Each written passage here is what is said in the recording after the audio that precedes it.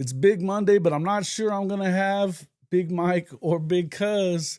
But what we do have is more fallout from the Nico Iamaleava Tennessee Volunteers debacle that went down over the weekend as we welcome on Big Dave Uiagaleilei and Ortege Jenkins to talk all about it right now on Rise and Shine College Football.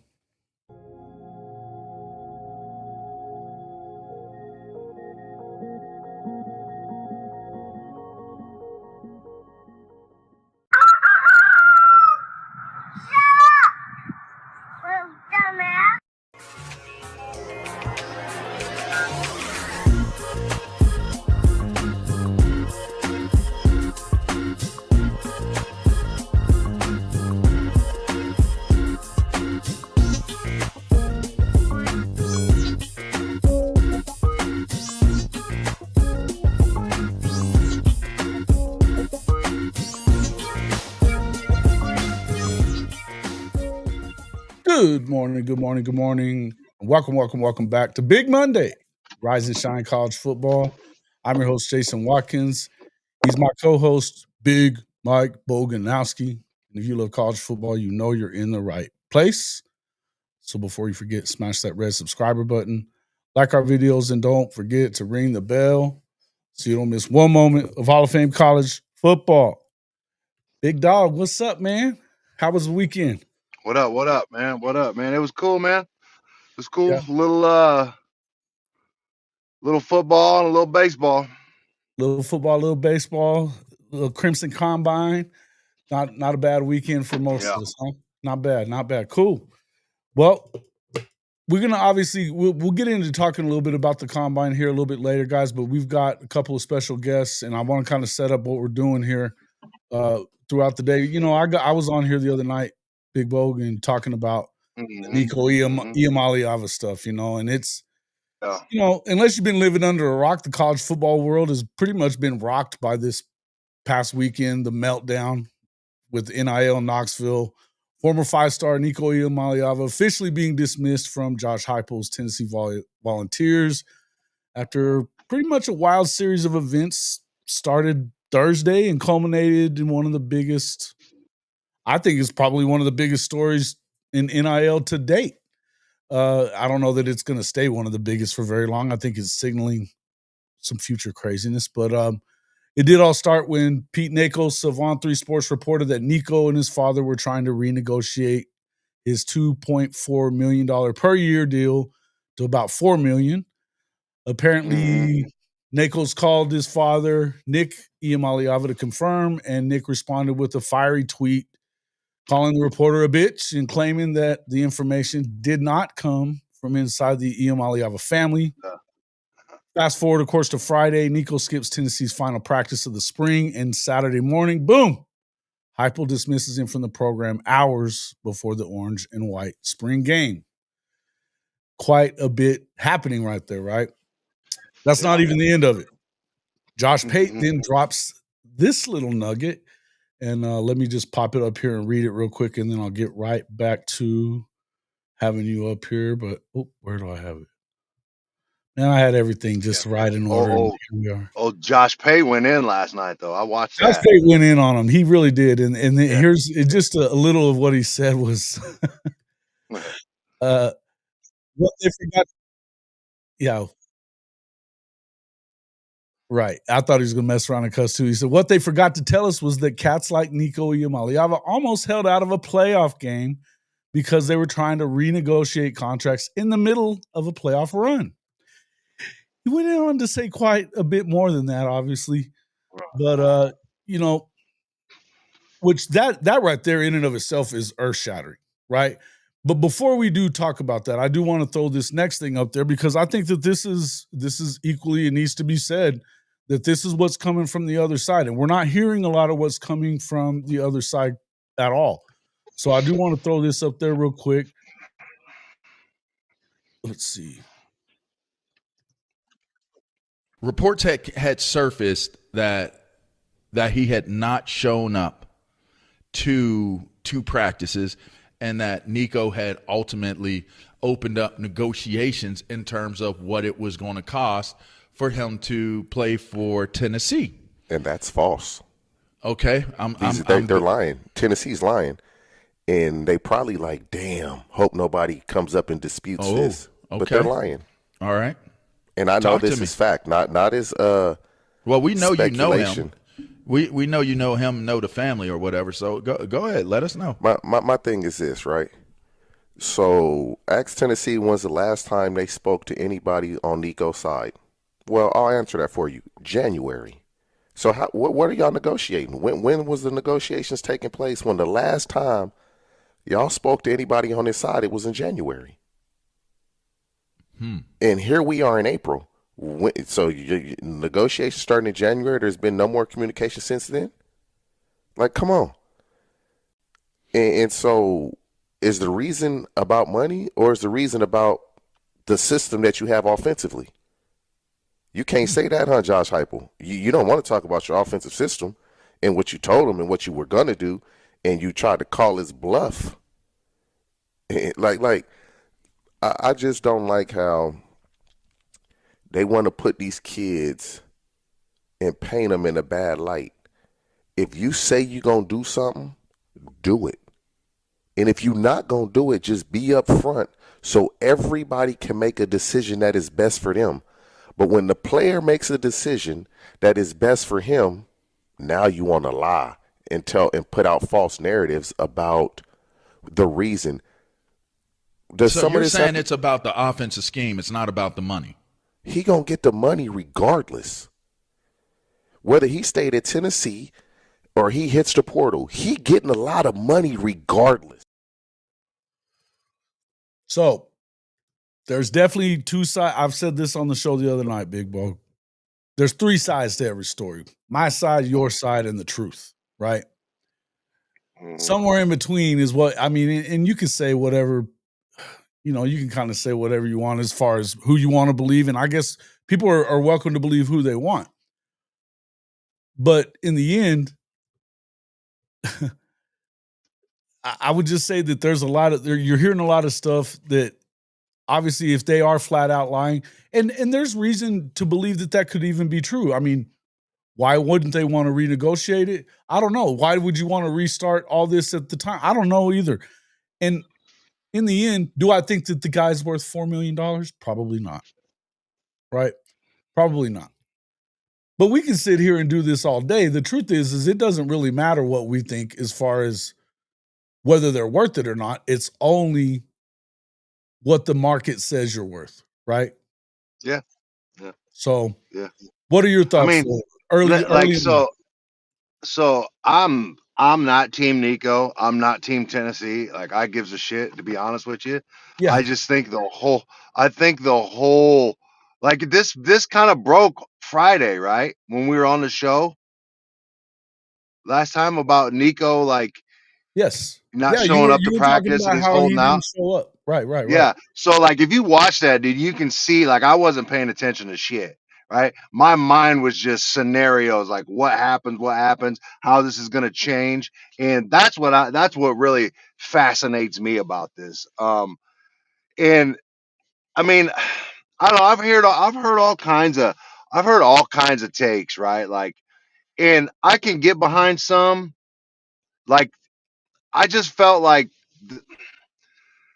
the time and the place that he tried to, like, if he did hold out against the playoff, threaten to hold out against the playoff game, like, that already like has got bad blood, right? Like, they already got Tennessee, and the coach is feeling some type of way. If nobody likes to be strong armed, right? Nobody likes to be leveraged, especially when, like, like the NFL, like, that's standard business, right? So it's the name of the game, right?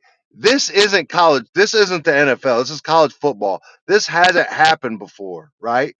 So obviously people aren't used to it and not gonna like it. Now, I'm not, like I'm saying, this is just my thought. Like, I'm not Team Nico, Tennessee, but I can see how Tennessee would be like, bro, you really trying to, like, strong arm me and hold out right before the playoff game? Like, where's the sense of team? Like, where's your pride in your brothers? Where's the commitment level? Like, he just showed that he's not bought all in, right? Right. And I when you somebody I don't know who I heard, And but that's like somebody assuming said that's this is true. like That's of course assuming assuming that's that. true. And Yeah. and when your recruitment is about money, you know what I'm saying? With like a lot of these kids are, that tenure with that kid's about to be about money. So don't get upset with the Oh yeah. kid and the If you family and win them with representation money, listen. If you if win if them with if money, it's you lose about them with money. if you Yeah, win them with don't money, get you lose them mad. with money. Correct. Like and that's why I think Tennessee is kind of tripping. They knew what he was or what it was coming out of high school, right? So like don't get mad at Nico if he want more money and he think he's worth more money. Now, is he worth more money? Who knows? That's not me to decide. To me, I don't think that I would pay him $4 million a year. But that's not for me to decide. That's the market. The market's going to decide that. So, I don't know, man. Like I just Josh Pate said it great last night. Like nobody wins in this situation. No, you're You know right. what I mean? Yeah. And I didn't think about it like that until I saw it. And I'm like, yeah, man. I was like, Tennessee's out. Tennessee's out of quarterback. They gotta develop somebody new, right? Nico's not training with his receivers. He's Sure. searching for a new team. He's got to learn a new offense, and who knows? It could have negative downstream effects, right? It's just, and I mean, but hey, as an Oklahoma fan, a fan of Oklahoma, and looking forward to them on the schedule, you know what I mean? Hey, good for us. That game's just looks a little bit easier. You never know. They might get a stud out the portal, so who knows? But as of right now, like, Well, I think it all depends. They think that they've got studs behind him. You know what I mean? They think they've got studs behind him. But you can bet your ass that there's going to be portal movement on this. And I think a lot of people are talking about it in terms of, okay, what's the ripple effect here? Obviously, you can't be another SEC quarterback. But if you're somebody with a decent quarterback in the Big 12, like Arizona State, what are you going to do? And I'll tell you something. That's something we've already seen because ESPN reported on Saturday that one quarterback had already gotten more money from his school Friday after Tennessee's collective called third-party officials tied to him. Multiple sources have told On3 that they expect that ripple effect with non-SEC Power 4 quarterbacks around the country expected to receive raises in light of the Tennessee opening. You're welcome. Yeah. You're welcome. hey man, I've already seen K-State Twitter like going in on Tennessee. Like I've seen it. I don't know if that's the quarterback you're talking about, but yeah. I've seen Well, K-State Twitter like I'm not talking firing about a shots. specific. I'm not talking about a specific guy. I mean, I could think that. I was talking about you've got your guy over at Arizona State. Yes, you have. Obviously, hey man, I'm a fan of Avery. So yeah, I mean, why wouldn't you? Why wouldn't you if you're Tennessee go and try to scoop him up? Maybe you give him what you didn't want to give Nico. I don't know. Yeah, I don't. I just the money. Here's the thing, but something that TJ said at the end of that thing, and that was him, of course, on with he's got a show with LeVar Arrington that they do on the weekends. Yeah, I mean, there's no reason to not believe what he's saying either, and it certainly makes you wonder. A lot of people are talking about how mid Nico is and all this kind of stuff, right? That he's a mid player, and he didn't put up gaudy numbers. He wasn't great. He wasn't terrible either. They did get to the playoff, and so that's got to matter for something. By the way, that's got to matter for something. I think it matters, but I think if you objectively sit back and look at the strength of that Tennessee team, right? It was obviously defense, and their running back, if I'm not mistaken, led the SEC in rushing. So I may be wrong about that, but if I may be misremembering that, but I feel like that's what I saw. But I I don't know, man. Like I like part of me is glad. I'm like, okay, I'm glad somebody tried to do this, right? And see how it played out. And then like I'm also glad like Tennessee did what they did, right? If that makes sense. Like I'm You know what I mean? Like, I just feel like it was bound to happen, and somebody finally did it. And I think, you can negotiate contracts and those type of things, right? And I think the line was crossed when he held out of practice and skipped practice. I think that's I felt like that was the straw that broke the camel's back. And you know, I'm a I'm an organization type of guy, right? Like, I didn't like it, in my time in the service, and I don't necessarily like it in general. Like, thinking that you as an individual are bigger than the organization, right? Like, the organization, whether you're there or not, will continue to move on and continue to function and continue to be an effective organization. And it's kind of narcissistic to think that you leaving, an organization, that organization is going to crumble and become ineffective. You know what I mean? So, Yeah. and, being part of an organization, your job, your responsibilities are to make that organization better than when you got there and leave it in a better spot. Right. And, I've always preached that, like, don't be somebody else's problems, leave it better than when you got there and just continue to try to improve it. And I feel like that's part of the case too. That's part of Tennessee's, claim and why they said, all right, get in the portal. Because maybe they just felt like he wasn't about the team and he wasn't about the organization. And part of me is glad that outcome happened, because I feel like that's the most underrated and the important part of college football is the team and the selflessness and the sacrifice and, bonding and, being able to, have that commitment. Like, it's just, I worry about today and, and how people are so about themselves and not about the greater good and, worrying about, like, I worry about, my people more than I worry about myself. So, you know, I just hate it for how society's turning. And it's if you like really look macro, right? You really look macro. Like, I don't like it, and we need to do better.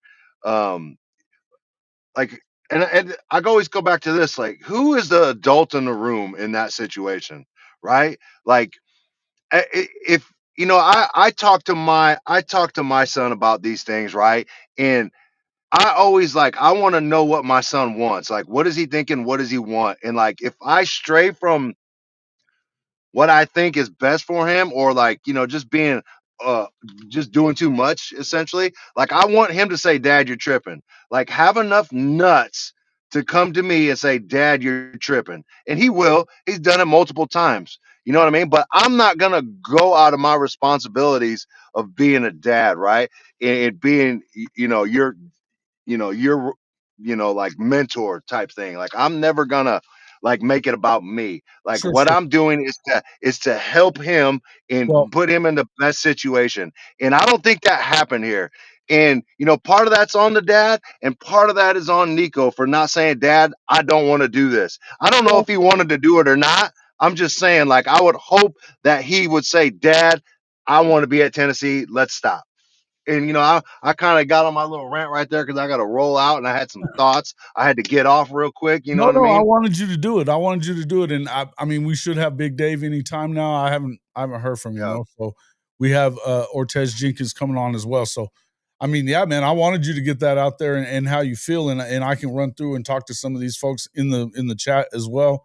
So get in there and check out and get to your appointment and hit us back when you get back out. Yeah, for sure. I'll hit y'all up. All right, man. I'll let it. All right. So he will be an example of what not to do. If I'm a Power 4 school, I'm offering like $2.5 million to Tennessee. All right. So I get what you're saying there, Shawnee. And I will say this. I will say this about that is that that's assuming that you don't have any competition for the guy. And I would tell you guys, everybody listen, I'm not going to sit here and tell you that I would prefer that Oklahoma, if they were in need of a quarterback at the moment, which I don't believe they are, would pay $4 million for him. But what I'll tell you is this. Think about what happened just last week. Also on Wednesday, Thursday, right? We saw that BYU paid $3.5 million for 1 year of a basketball player from Baylor that averaged 11 points a game. It's not out of the realm of possibility for him to hit 4. It's not out of the realm of possibility for him to land somewhere in the 3 million area either. It just isn't. I know we can sit here and say all that kind of stuff, and you can. I love how we pocket count. We do all this stuff, and so many of us are such great stewards for our school and how much they pay out. It's hilarious to me. But I'm just telling you, it could happen. It could absolutely happen. And I would tell you that, hey, you don't think that BYU could afford to go get them a quarterback when they don't really have a quarterback? I mean, they made it work with smoke and mirrors last year because that guy can't throw. You know? You're going to tell me that USC can't afford to pay him? And don't get it twisted thinking, you've heard all this stuff about, oh, cool. We're going to have another guy in here real quick. Hold on real quick. Don't think for a second that somebody like USC, even though people are saying that Dan Lanning and Lincoln both called saying that, don't think for 1 second that they wouldn't do that. I would tell you that USC will absolutely do it. In fact, he may have called just so he could help push his ass out the door. I'm holding out coming on the show until Jason pays me $3 million. Yeah, $3 million, buddy. Not happening. Not happen. Okay. I put a stamp on him not getting $4 million from a school with a chance to win it all. Well, what if it was Notre Dame and Ohio State that were both wanting him, or Oregon, and throw Oregon into that mix if you want to? I wouldn't throw USC into it. But you're going to tell me that couldn't happen then? That they couldn't both decide? I mean, because here's the thing. If you look at Notre Dame, they're still going to be really good on defense. They're really good in the trenches. What they don't know that they have is a guy that can get the ball to the receivers that they have. And, I mean, and I don't know that it would end up working out. Coop, it's in there. I don't know that it would end up working out, but we'll see. But I'm just telling you, you look at it, Ohio State still has a lot of talent in there too. A lot. They got Jeremiah Smith still. You need a guy that can get him the football. I don't know that they got that guy. Do they believe in Julian Sayin? I don't know. Coop. Link is in there. Come on.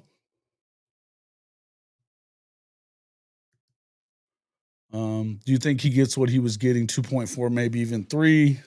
Yeah, it is what it is.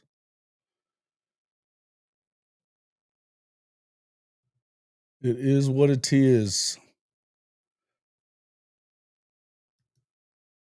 Saying looked good in the spring game for what it was worth. Yeah, listen, I get it. But we're talking about a guy that hasn't played a season. And if you're looking to go back to the playoff, maybe have a chance to win back-to-backs, I mean, if you're Ryan Day, do you not see if you can't pull that off? I think you probably do. Welcome into the show. Our boy from Unfair Sports, Coop. Eric Coop Cooper. What's up, my guy? I've been waiting for this. You've been waiting for this? Jason, it was going to happen. At some point this was going to happen, right? Oh, we all knew. we all knew because it had to happen to a quarterback. You saw the Bear Alexander and stuff, and nobody really, I guess it had to happen to a quarterback at a pretty prominent school. And so Sure. For what happened for what just happened at Tennessee, I mean, it should set everybody a little bit on edge But I also think that it's a very, very good thing for, I guess it's good for Oklahoma. It's good for the other teams in the SEC because Tennessee just went down a notch. But, when you saw the UNLV quarterback and, the host of guys middle of the year last year opt out and hit to the transfer portal, mid-season, at that point, I think that we saw a good group of coaches kind of go, all right, there's certain things we have to be willing to do that might stretch the moral fibers of our being, and then there's certain things and lines we can't cross. Hold up. Can I say something real quick before you go? If we're gonna do this love on hype it's stuff, your show. It's your show. I just want to ask you a question though, real quick. Do you think that it's beyond the realm of possibility that what TJ Houshmandzadeh said is true? That it wasn't just a money thing. In fact, they hadn't spoken about money since January. And he said that it had more to do with him wanting to change the offense than it had to do with anything. And so quite possibly it could be just about that. Yeah, I mean, there's a lot of things. Number one, does everybody remember the original? Does everybody remember the original Space Jam? You had the alien guy who said he was going to put Michael Jordan, he's going to play one-on-one games all day long and sign autographs all night long, and had the ball and chain around Jordan's ankle. And I mean, I think that there's some play to that too, because it's not like you've got professional agencies having conversations with these guys. Sure. These are like dudes who've been around the game and are, best friends of the family and uncles and just, that we all have that guy that we call Uncle something. I think he does have representation aside from his pops, but I get where you're talking about though. Yes. And so here's what I think is when you have all this going on and there's a little bit of the offense and there's a little bit of the, hey, we don't want to sign all these autograph sessions. And this was just going to come to this collision because when it all boils down, Jason, the NIL and what it was supposed to be and what it is aren't the same. Of course not. No, they're not. And they're not going to. It's not going to change either. But I do think that I don't have trouble. I mean, I guess I don't have an issue with a conversation happening between a quarterback and his team and saying, "Listen, I want to change a few things." Mm-hmm. But at the same time, like, is it just the fact that our society and, most of these guys are being told that everything needs to revolve around you and we need to do this around you because you've got cats like Bill Belichick who, are going to look at Tom Brady and look at other people and just be like, you're going to do what I want you to do because I'm the head coach. And he's deserved that and receive that amount of clout. I think that Nico was in a spot right now to where if you were going to do it, this was the time to do it because I don't know if there were lofty expectations going into this year for Tennessee. And I think they just overplayed the hand. It's just an absolute just overplaying in the hand. I mean, all in all, just like I tell my kids, just because you can doesn't mean you should. Hey, look, and I said just because you can don't mean you should when we were talking about the playoff of weeks ago, right? I agree. I think that has a lot to do. What I'll tell you is, I don't know. There's a lot of things. There's little things that make you wonder how much of this is really true, though. And what I'll say is this: when it comes to the portal, think about this a little bit. We know as guys that cover OU that most of the guys that went into the portal from Oklahoma were told to go into the portal. Were they not? Right? Yeah.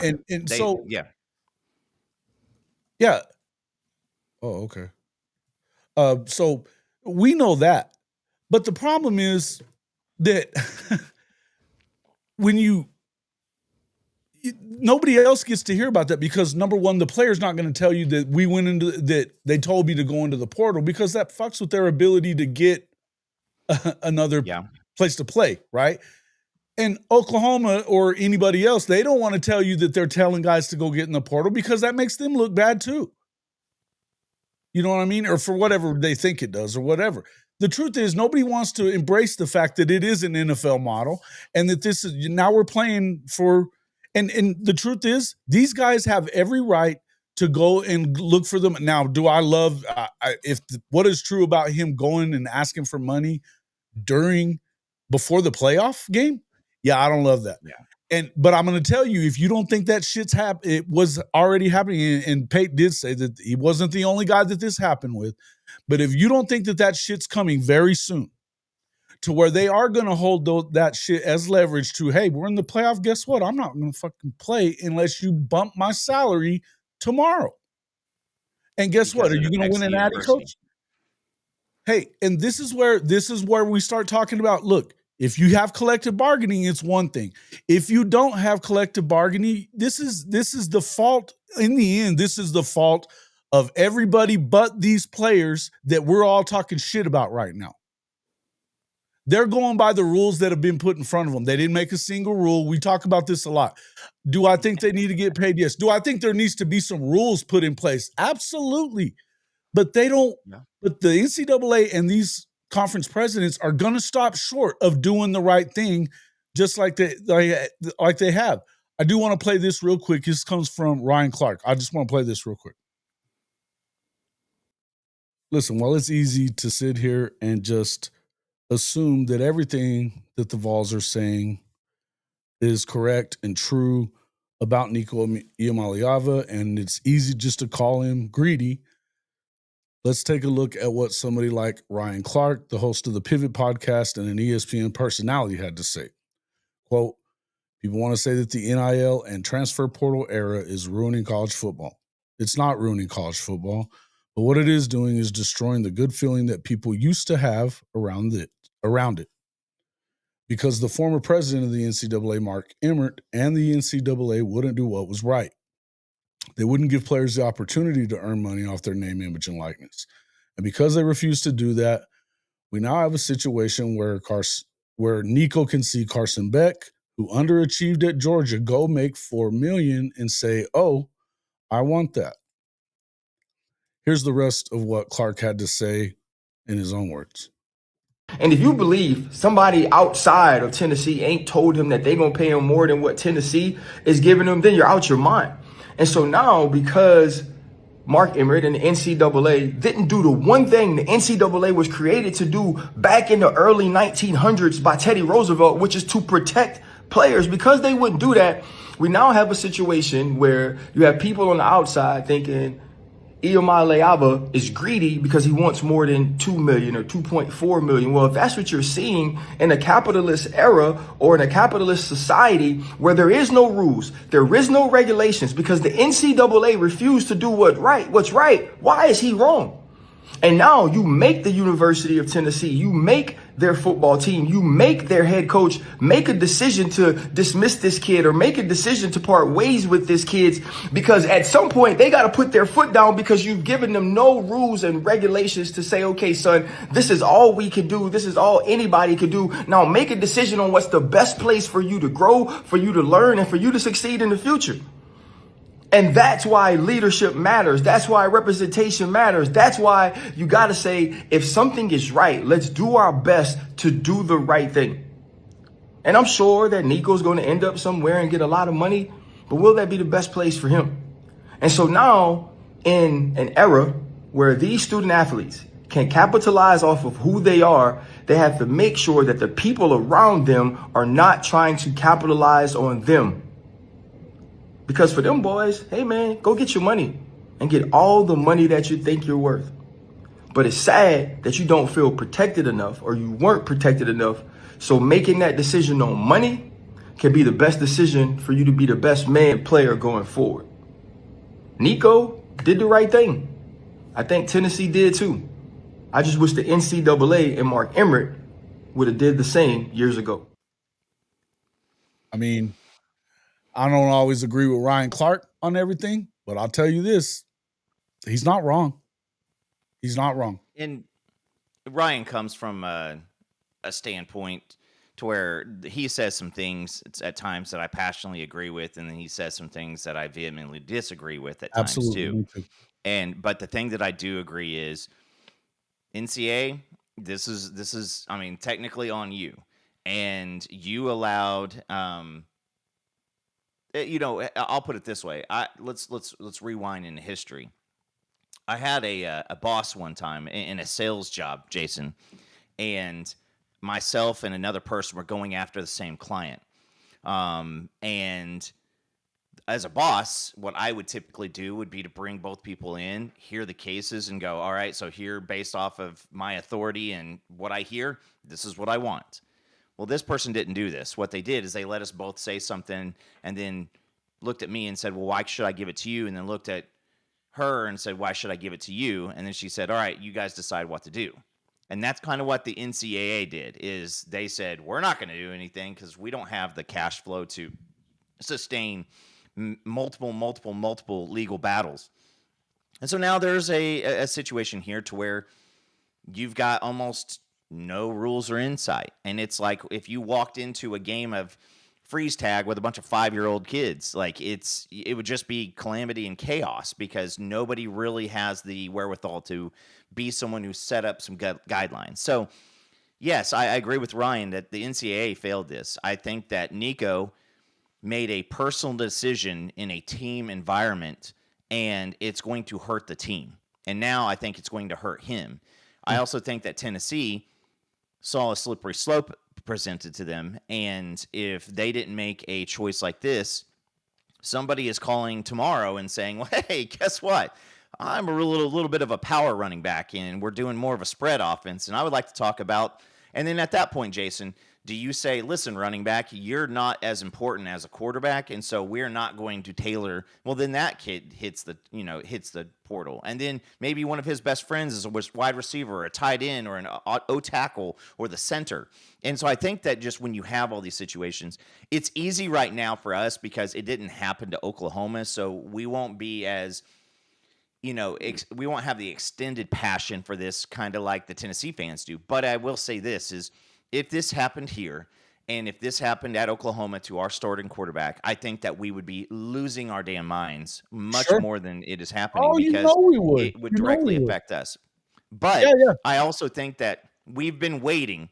There has been a party of folks with pitchforks and torches and waiting for this to happen because somebody, it was just more. So the people who want to bitch about what's going on now in college football, this is all the ammunition. All the ammunition we need.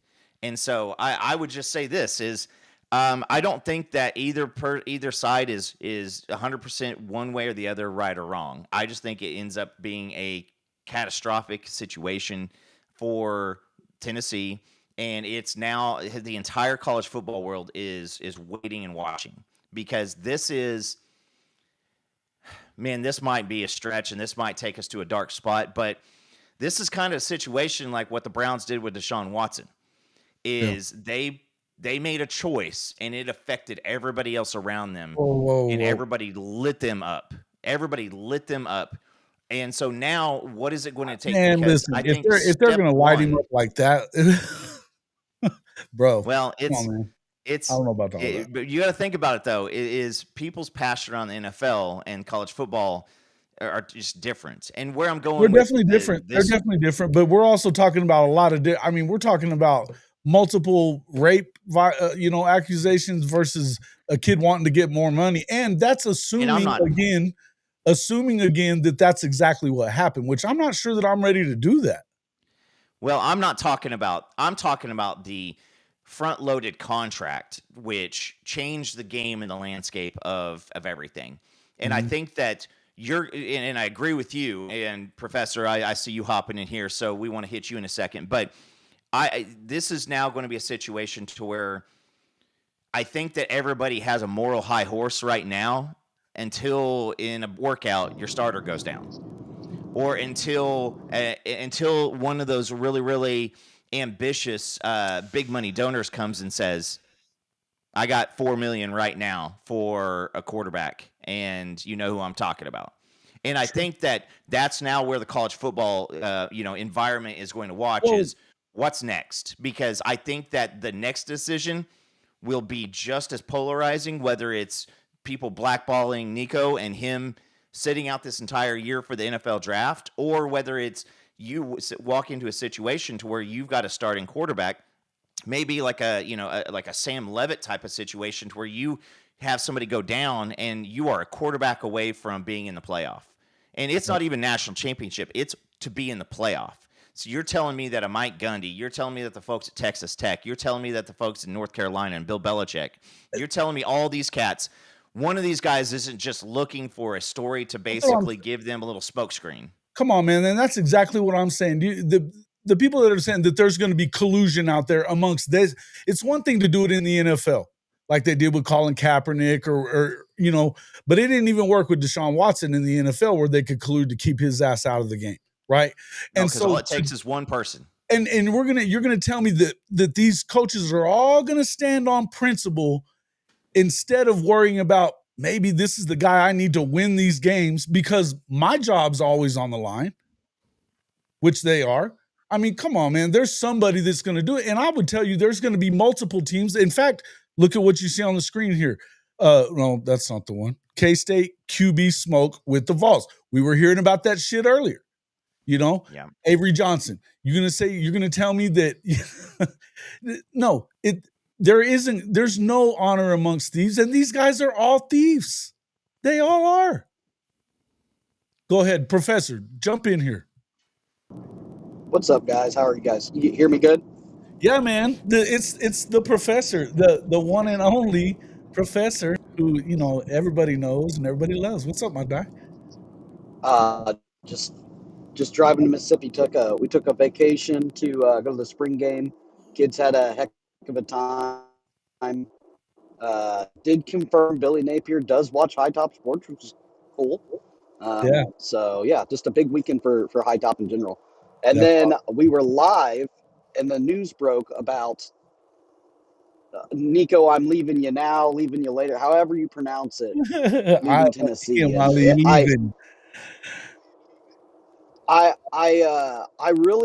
just feel for the fans. Yes. Pouring millions of dollars into the collective, buying jerseys, and obviously they have nothing to do with it. When it comes to players leaving and player retention, it just sucks for them because I know there's a lot of Tennessee fans that were excited about this year. And if it was one of our quarterbacks, we would be just as pissed off and disgruntled. The fans lose the most out of this whole ordeal. The logo is gonna, the University of Tennessee football is not shutting down overnight because one player decided to leave and hold them hostage for some money or scheme fit or what have you. It just sucks for the fans, truthfully. It's Jason. 100% agree. No, I got you. Go ahead. Go ahead, though. Speak. I'm just going to go with this, guys, is you saw the fans and you saw people already taping the jerseys, and there's no lack of talking points around this, and it's not over yet. And we've got a crystal ball, and I think that somebody's already put a crystal ball in for him to head to North Carolina. Bill Belichick doesn't care. I mean, do you think Bill Belichick is going to sit in front of the North Carolina fans and then be like, well, what about him opting out or wanting more money? He doesn't give a damn. He's got his people, and they're gonna make an offer. And at some point, Nico's camp is going to be fielding offers, and they're going to have to find out what's the best option, what's the best landing spot. But there are several programs across the country where if you say, hey, we're going to bring in a 5-star quarterback for the first time in program history, and you're going to have thousands of fans going, I'm good. Who? Nico. Oh, yeah, come on, bring him on in. There's a lot of fan bases that are going to be that way. And but at the same time, I mean, I also see that there are some folks saying that Tulane. So you can't tell me that if they make this decision and end up at Tulane that worked out well for everybody. That looks like a really, really bad situation. And so it's right now, like, if you're Nico, what are you thinking? Because I brought this up on our show last night, is we saw this with Caden Green. We saw the people around him make the decision, and he really didn't have much of a choice. And we always talk about these kids are 17, 18, 19, 20 years old, and they're adults, and they need to make, grown-ass man decisions. But I don't even think that that's an actual reality for some of these kids, because they've got so many people. And what are you going to do? Turn around and stare at all your family members and tell them to go to hell? Because now all of a sudden you don't have a football team and you don't have a family to, help out with. And so I think that Nico's probably in a situation right now where he's going, I should be a quarterback for Tennessee right now, and now I may not have a place to play. So you got to put on the NCAA, you got to put on the people around him, and the person who's the one that's going to take the brunt of the of all this backlash. It's going to be Nico, and it's going to be Nico probably from this point until he does something to give another talking point. Totally agree. We lost high top professor there. He's on the road. So, man, we'll definitely get him back on probably tomorrow night to talk a little bit more about this. But, I don't know. I think that there's a lot to it, man. And I know that we can go through some of these comments and kind of talk about it. But I think, the idea that I think Chrissy always got the best comments in here, saying that you don't believe that anybody offered him.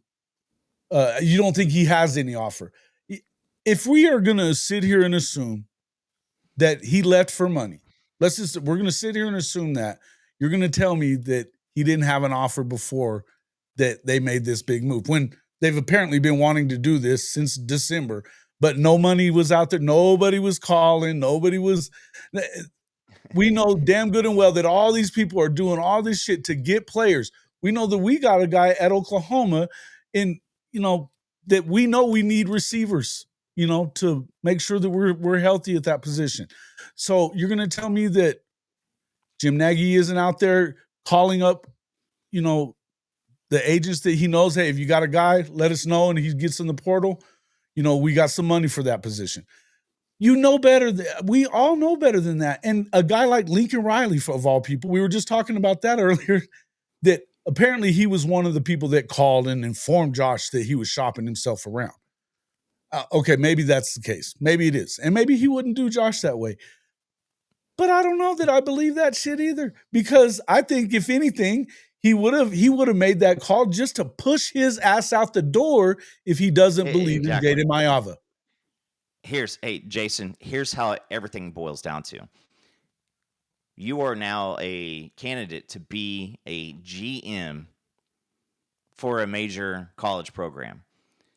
The athletic department brings you in, everybody brings you in and says, all right, here's what you get to deal with. You have 100 some odd kids that are on this team. The majority of the ones who we need to circle as, must-haves are always a threat to leave. The head coach, the offensive coordinator, the D coordinator, they're always a threat to leave. So job is to put up your job. It's not even like an NFL to where you have contract parameters to abide by, and we can get into, other leagues here in a minute, but the NFL still hasn't gone to the, hey, I'm sitting out and, I want this go down. Typically that was wide receiver and running back behavior. Now these quarterbacks are getting the coin, the first opportunity possible. And it doesn't matter. You could be a quarterback in the NFL. You could show any viability for one season and get yourself millions of dollars going into the next year, because quarterback is so important. But with the college game, you are literally a risk for every single position across the offense and defense and the coaching staff for somebody just to call you and say, hey, I'm leaving at any point throughout the season, at any point throughout the year. And that's your job as a GM. So that's why these dudes are getting paid a lot of money, is because you have to basically look at let's go with 125 pieces and go, any one of these pieces could leave this very minute. Good luck. Better have some guys on speed dial ready to rock and roll. And here's the thing. We can see, what is just Purple Orca. What did you just say? If someone offered, we would be talking about a team like Oregon. Only big name team is USC, and they ain't known for offering $4 million conference.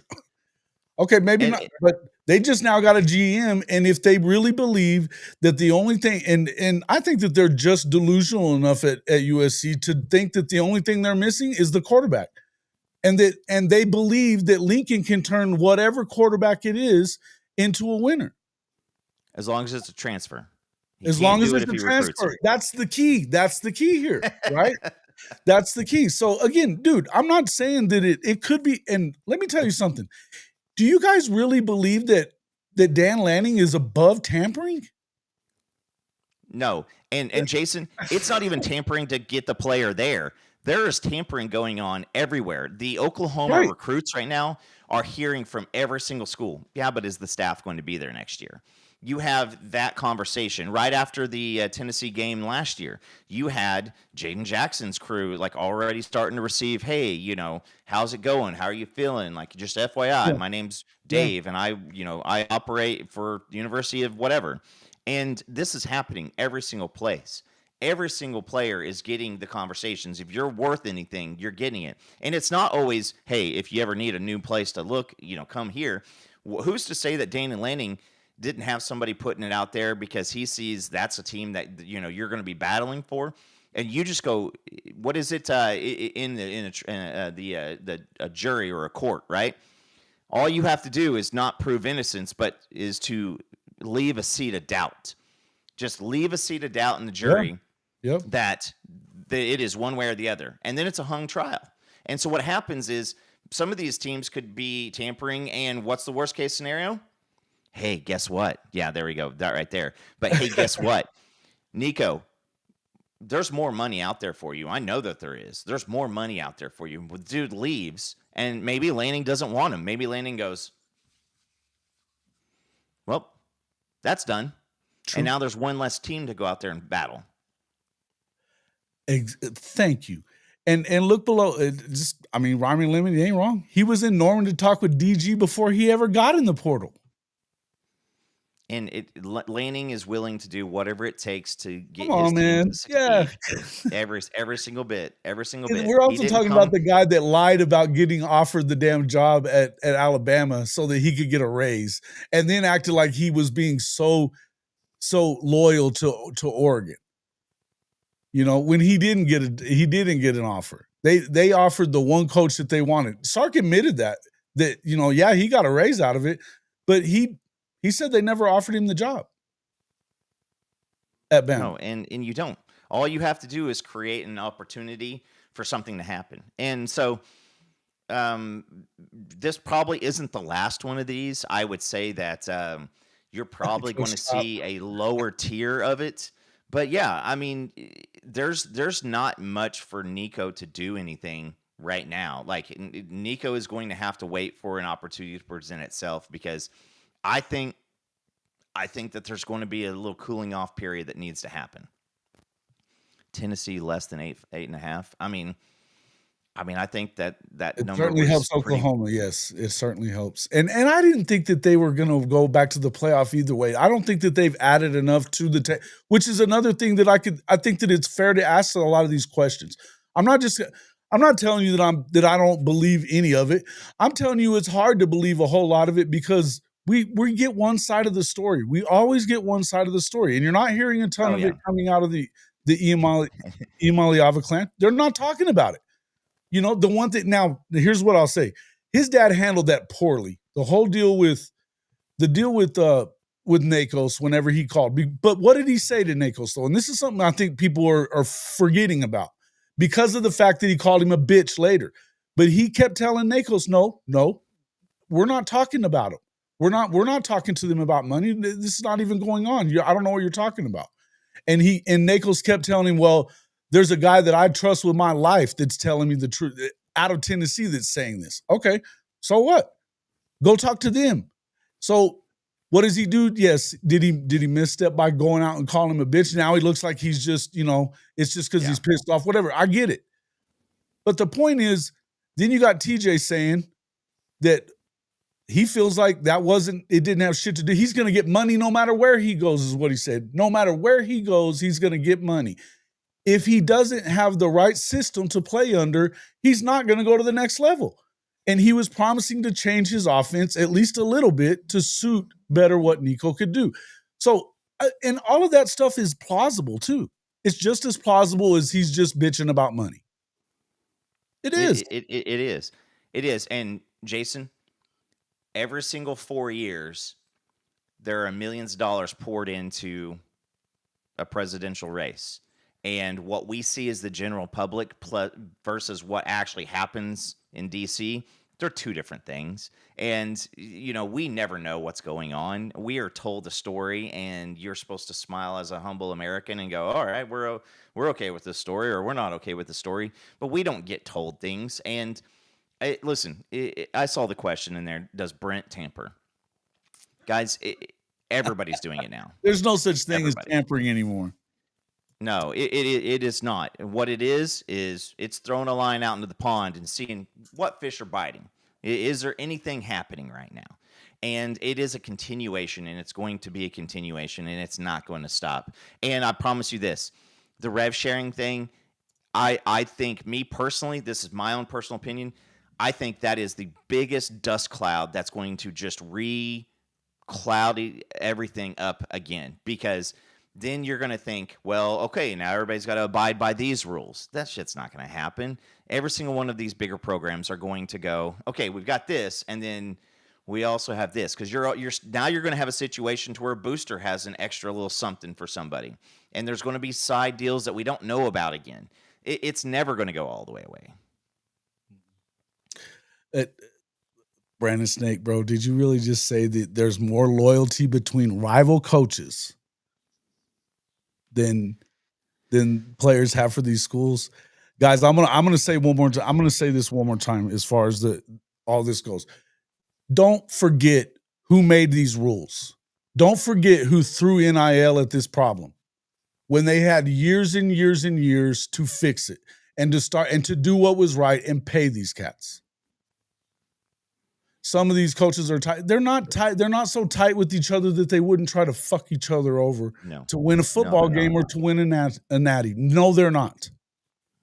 How many times do we see on ESPN during college football season two guys not shaking hands, two guys having words at midfield, two guys who just taking jabs at each other?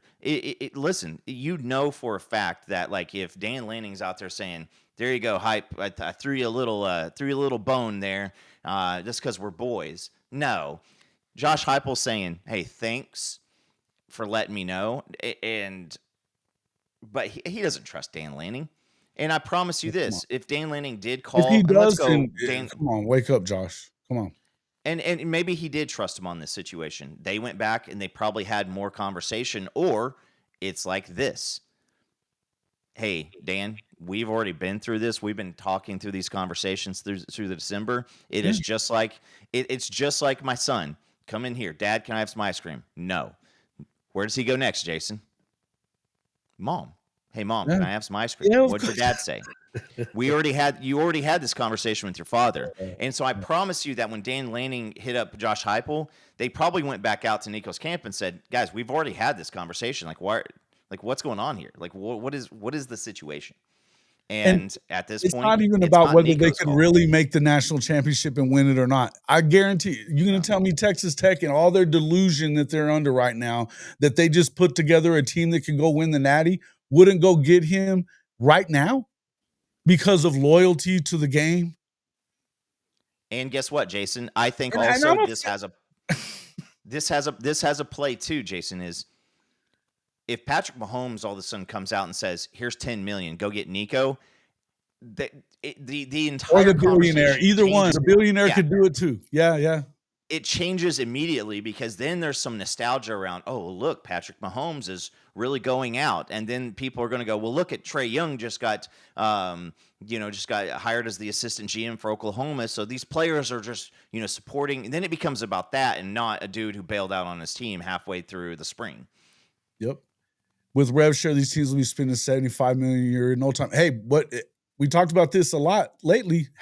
It wasn't even 6 months ago that Michigan made it damn clear that by 2026, which is next year, that they plan to be spending $50 million in NIL money. Not including the rev share, NIL money. 50. Come on, bro. There's these numbers. We're never going to get a spreadsheet. It's never going to become public information to where people are sharing everything. And even if whatever sheet goes out, Well, like the injury report. Do you think the injury report is 100% indicative of everybody's nicks and bruises? No, it's not. It's come on. gamesmanship. There's a bunch of Oh, yeah. gamesmanship. And I can promise And you this Belichick is, used to put everybody on the fucking injury report, remember? yes, everybody, every single person. Everybody. But if Texas came out and said, here's every dollar that we're spending on NIL, anybody who looks at that and go, okay, well, look at what Texas did, and thinks that they just showed everything, you've been joked already. Like we're just never going to know this stuff. Right. And Coach Top said everybody's willing to spend to save their job and get extended. Come on. Yeah. Again, look at a Brent Venables right now. Like, well, do you think Brent Venables, take a look at last year at Ryan Day. He lost already twice in a row to Michigan, and he ended up losing a third time in a row. But what did they go do? They went and spent the shit out of money, 26, 30 million, whatever the number was, to go get everybody they possibly could need, doubled up on running backs, went and got Will Howard, who could throw the ball. I mean, they paid a shit ton of money to Caleb Downs and those guys to come play defense. They kept a lot of guys that had already been, it probably could have been first or second rounders. They had to pay to keep those dudes. They had to pay to keep them. Why? Because Ryan Day was about to lose his fucking job. Yes. And they operated at a $38 million deficit within the athletic program.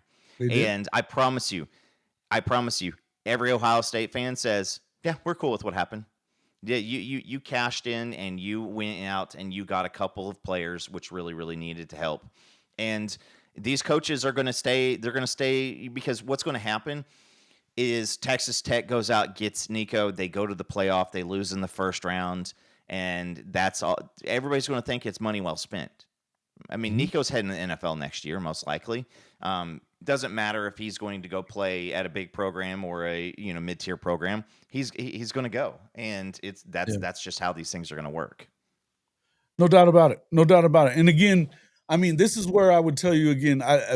As much as I'd love to sit here and tell you that we can pinpoint all of their troubles to this kid, and this is the problem. You know damn well that that's not the case, man. It's not the case. And when you go back to look at, I mean, what Ryan Clark said was true. You can hate him all you want to, chat. All you guys in the chat that were talking shit about Ryan Clark when I put that up, you can hate him if you want. What did he say that was wrong? Because the truth is, he didn't say anything wrong. And none of these rules came from a player. Not one of them have made any of these rules. Now, are some of them learning how to leverage them? Sure they are. They've been getting leveraged to death forever. And nobody gives a shit about that.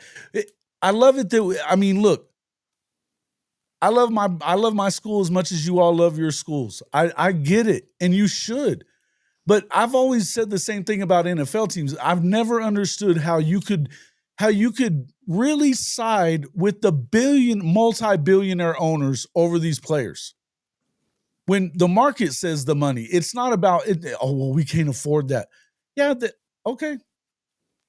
It doesn't mean I'm not worth it. And especially in a sport that can be over like that. And in the NFL, they don't have to pay you. The only thing that they're entitled to pay, that they have to pay, is your signing bonus. The rest, they cut you tomorrow and not pay you another dime. It's the only professional sport that guaranteed contracts almost never happen. The only time they ever have happened was Deshaun Watson. Turns out it wasn't so guaranteed. Yeah, and I mean, we know what's going on there now. But I mean, I think that we can talk in circles about this. The plain and simple thing is I think that a lot of people have no, I think I saw Chase Daniel type something out that said something along the lines of, 21-year-old kid making $2.5 million wants to make $4 million. Like, what is this, world coming through?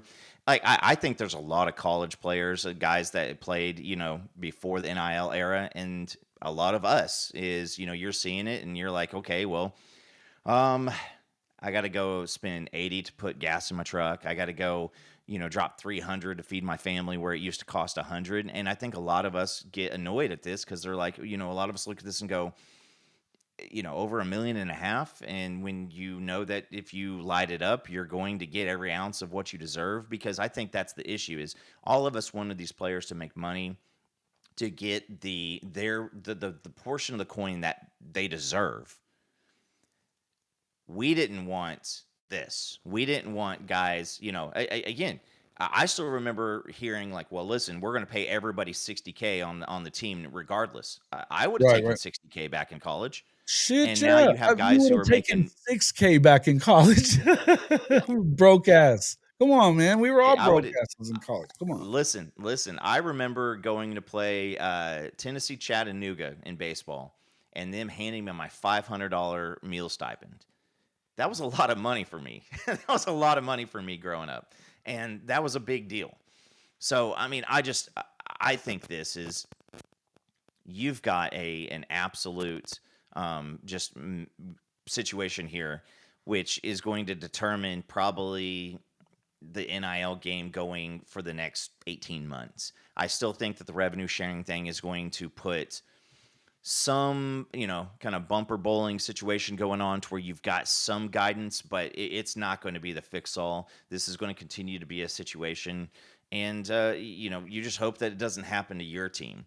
Now, if I look at a player and I say, no, don't get what you deserve, and the fellow that's about to come on here in a second, let's say that, Boganowski goes out and has him a hell of a year this year, makes an all SEC team.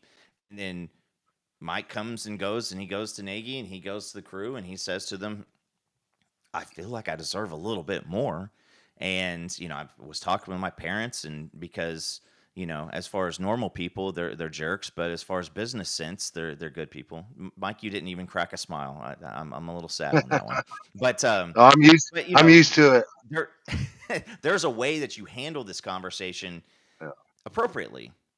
And here's the thing is, again, going back to my children, is kids come to me and they say, hey, can I do this? And I say, no. And they say, well, I really want to do it. And I say, I understand. You have my answer. And I think that that's the situation that needs to happen with these things is there needs to be a conversation. You look at numbers, you have some kind of a system set in place, and you can point towards the system. Hey, this is the system we have set in place. This is the why. It's nothing personal. It's nothing, if you're wanting $1 million now, we have $750 for you. What do you think about that? Well, I really think I'm worth $1 million. Well, this is the system that we have set in place. And if you can point towards that as a university is really all you can do. And that as a program, that's really all you can do. And you just hope that the people around them go, okay, so we have options. We go take the sit out and we maybe make less. That's what the whole transfer portal has been about at this point anyway, is every single one of these guys in the transfer portal go think that they can go improve their situation. And for the vast majority of them, it gets worse. And so that's the risk that you take in taking a stand. Yeah. Yeah. When you take a stand like that, you already have to have come to the grips and the conclusion and be okay with said school saying no and you leaving that school. You know what I mean? Like that's he's already thought about that and he's okay with it. And I'm not saying that's good or bad or right or wrong, but that's just something that you have to war game before you even start the process. And there could be a chance they tell me to pound sand and hit the portal, and you have to be okay with that. You have to be willing to take that chance. You do. There is a risk. I mean that is the situation. It is just like every single one of us. We all have jobs, and if you go out and you leave your job and the devil and you go to a new one, it could be a much, much worse situation. Those are just real life situations, whether it's. But hey, I'm glad you brought that up though, because all this shit that everybody's in here talking about, acting like you wouldn't go take another job if they offered you $10,000 more even. Stop acting like that, people. Quit that shit. Jason, you're being disingenuous. You're right. You're right. Now, if you go, because I have these conversations with family members all the time, I don't mind that you quit your job. I mind that you quit your job before you had another job. Like the whole, my boss didn't do this and my supervisor didn't do this. Okay, hold on though. Cool. I will say that again. Do you really believe that if it was really about money, you believe that he jumped that they caused all this and got released without somebody already out there offering them that money, that they already didn't know that they were going to get that money? Come on. I think that there were words that led them to believe that there was something else out there. But again, same thing is if I go have an interview with an ESPN and they say, hey, come run our promotions and come run our contests and our sponsorships marketing, and I go take that job, and then I find out that there's not an environment set up for me to be successful, then I've got to go build this. They are projecting and selling me based off projections. And I think that that's kind of the same situation here. Is you're telling me that a school that you're not committed to might lie to you? Yes, that is going to happen. Someone is going to lie to you. Yeah, like this is we're having a full circle moment here. Like, those people that respond to my man's question right there from Donald, that's part of the soul mission. You know what I mean? Now everybody, like, do we have financial literacy and all this and stuff? Like, yeah, we do. It's attached to the program that everybody says they want to go. That we need to get rid of it and start getting serious about ball. You know what I mean? It's part of soul mission. It's 100% part of soul mission. Financial but literacy. Guess what? Yep. Guess what, Mike? Your son also probably received some kind of a sit down. I know that I did when I went to OU. Brought all the athletes sit down and say, all right, guys, let's talk about drinking on campus. This is what we don't want you to do. We don't mind if you're going to go out, you're college kids, you're going to have fun. But here's the thing. Don't walk around Campus Corner blasted out of your mind. Don't drive around campus. Don't go to Oklahoma City and get blasted and try to make it close back. Then you end up with an Ollie Gordon situation. But it's still the decision making for the kids and the people around them. They're going to have to do it because the financial literacy, I mean, we know for a fact that there's going to be family members that say, yes, but you're going to listen to us. You're not going to listen to college. They don't care. Like, we've got your best in interest. This college is here to, you are an asset, and they're going to manage you as an asset. Of course. And of course, there's a lot of truth to it because from Nagy's perspective, he's got a job to do, and he's going to do the best to make his job successful. So, and Chrissy said that these contracts with the NIL mean something. Do they, though?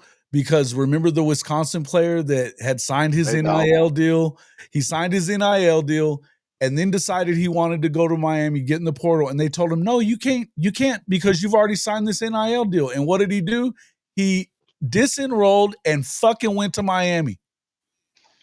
Yeah. And the NCAA, don't leave this part out, Jason.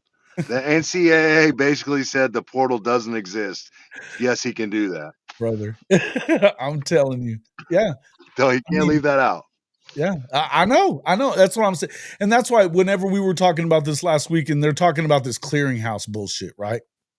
They're talking about all this clearinghouse stuff. And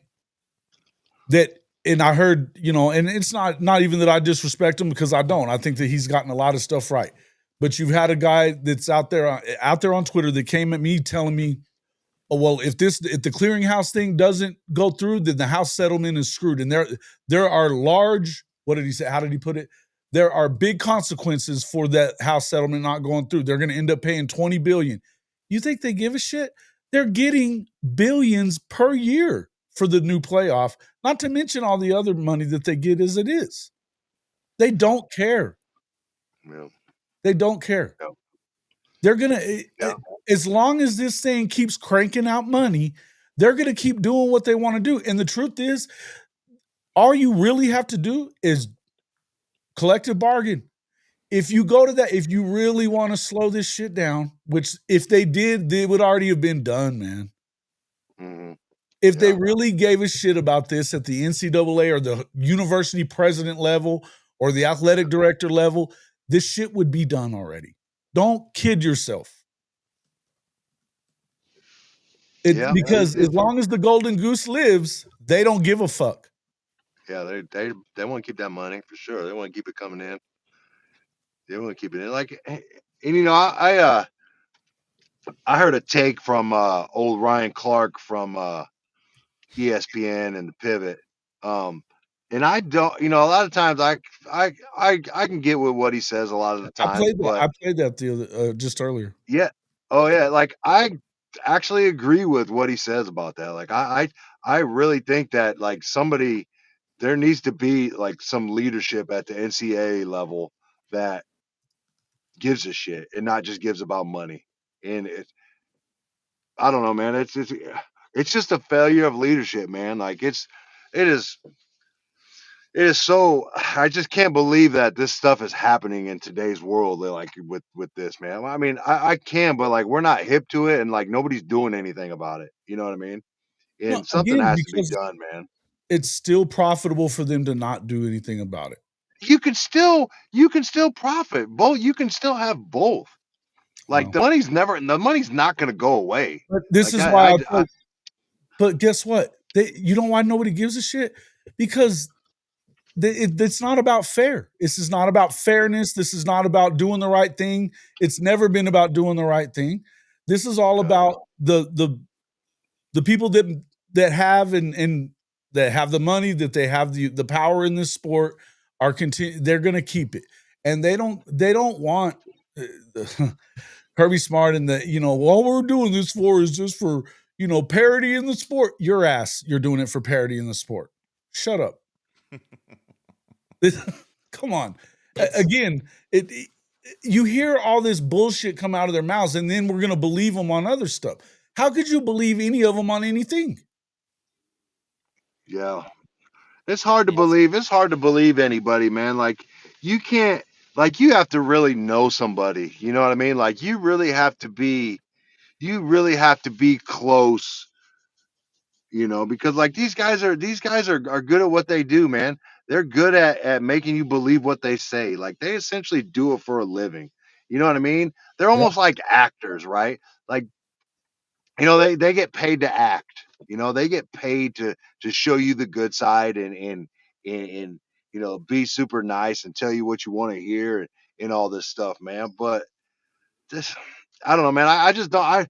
9 times out of 10, I don't believe half the shit that comes out of coach's mouth. To be honest with you, like when you see them in large press conferences settings like that, come on, man, come on. I mean, why would you? And why would you?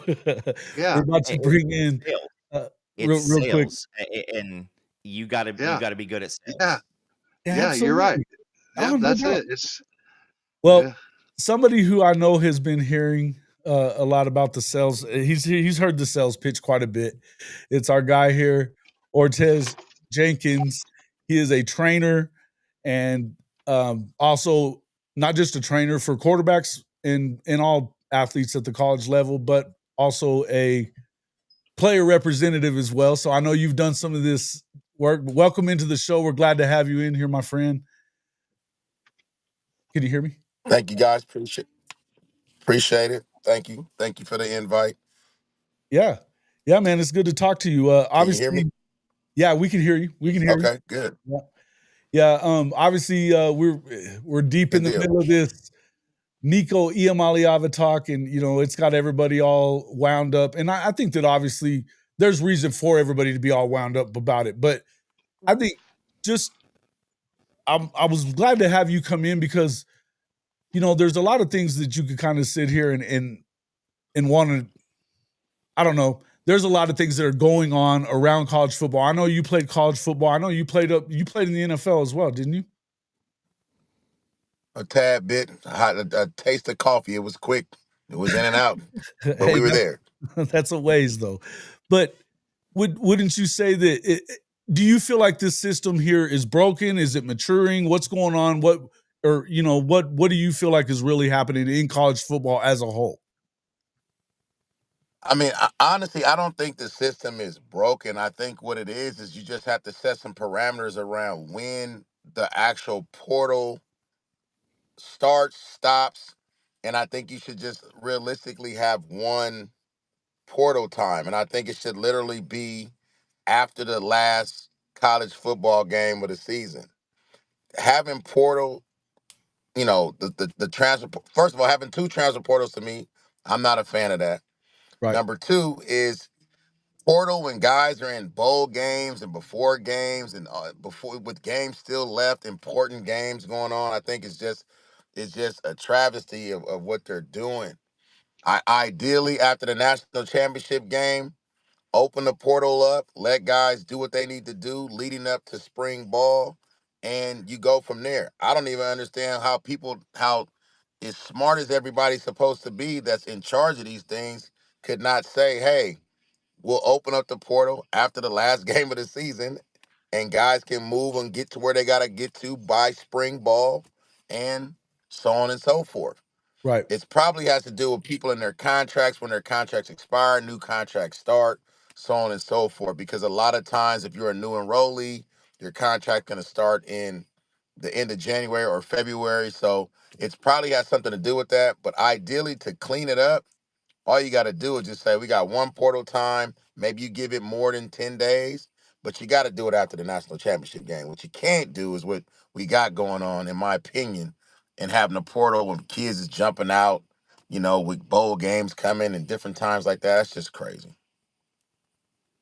Right. And, I think that a lot of people in here, go Vols, this first Vols guy I think we've gotten in here, he said Nico's an outlier. No one is as misinformed as he is, not broken, except for Josh Pate said last night that he wasn't the only guy that was threatening, apparently, and this is obviously, reportedly threatening to jump in the portal before their playoff game even came about, So yeah, I'll tell you like this.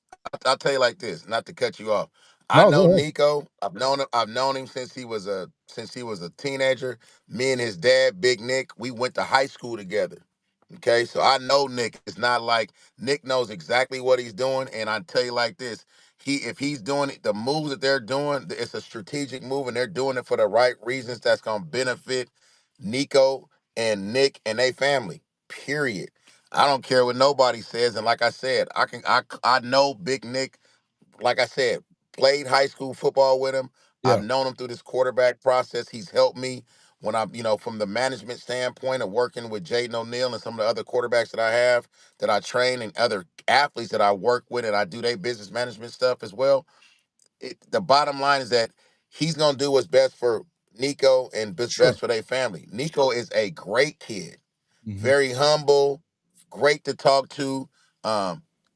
He's a fan favorite. And here's the thing, he's a proven baller. Okay? Period. In the SEC, if you can do what he did, which is solid numbers, it's proven. Yeah. That's why he won't have no problems he'll have no problems getting what he asked for, and he'll have no problems getting to another school, if you ask me, without question.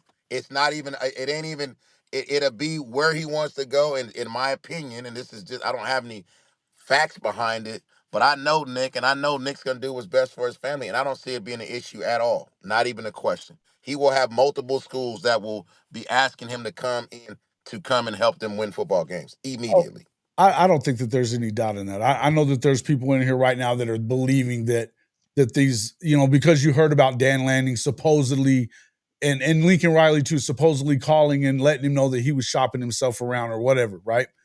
I don't know that I buy into all that. And if they did do that, I could also say that doesn't mean that they won't be in the market for him if they felt like they needed a quarterback to get them to the next place they're going to be. Bottom line is, yeah, did he have the gaudiest numbers in the world? No, he didn't. But guess what he did? He took his team to the playoff. They went 10-2. You look at that Alabama game, he threw a big time touchdown near the end of the game that won it for him at the end, So that's where I just feel like it's easy to sit here and just say that it's only about, that these coaches are going to do what's right by each other. But we all know better. We all know better. And the principle doesn't matter. It will matter all the way up until you need him. And quarterback is the biggest need in all of college, in all of sports, period. It's the most important position. We all know that. Without question. Yeah. So again, I believe that it's just going to be what it is. And in the end, I guess I would ask you though too, are we watching the consequences of a system that sold these kids on a dream without really having structure to back any of it up? Because we know there wasn't any structure. They threw NIL at it, and here we are. I'll tell you like this, fellas, and this is what I tell a lot of kids, a lot of people.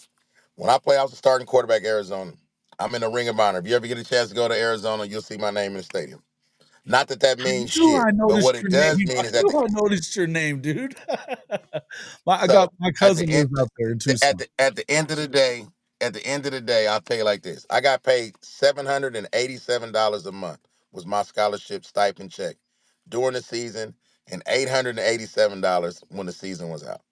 Mm-hmm. The 4 years I was at Arizona, my Nike jersey was in our store 4 times. Okay, selling in the stadium 4 times.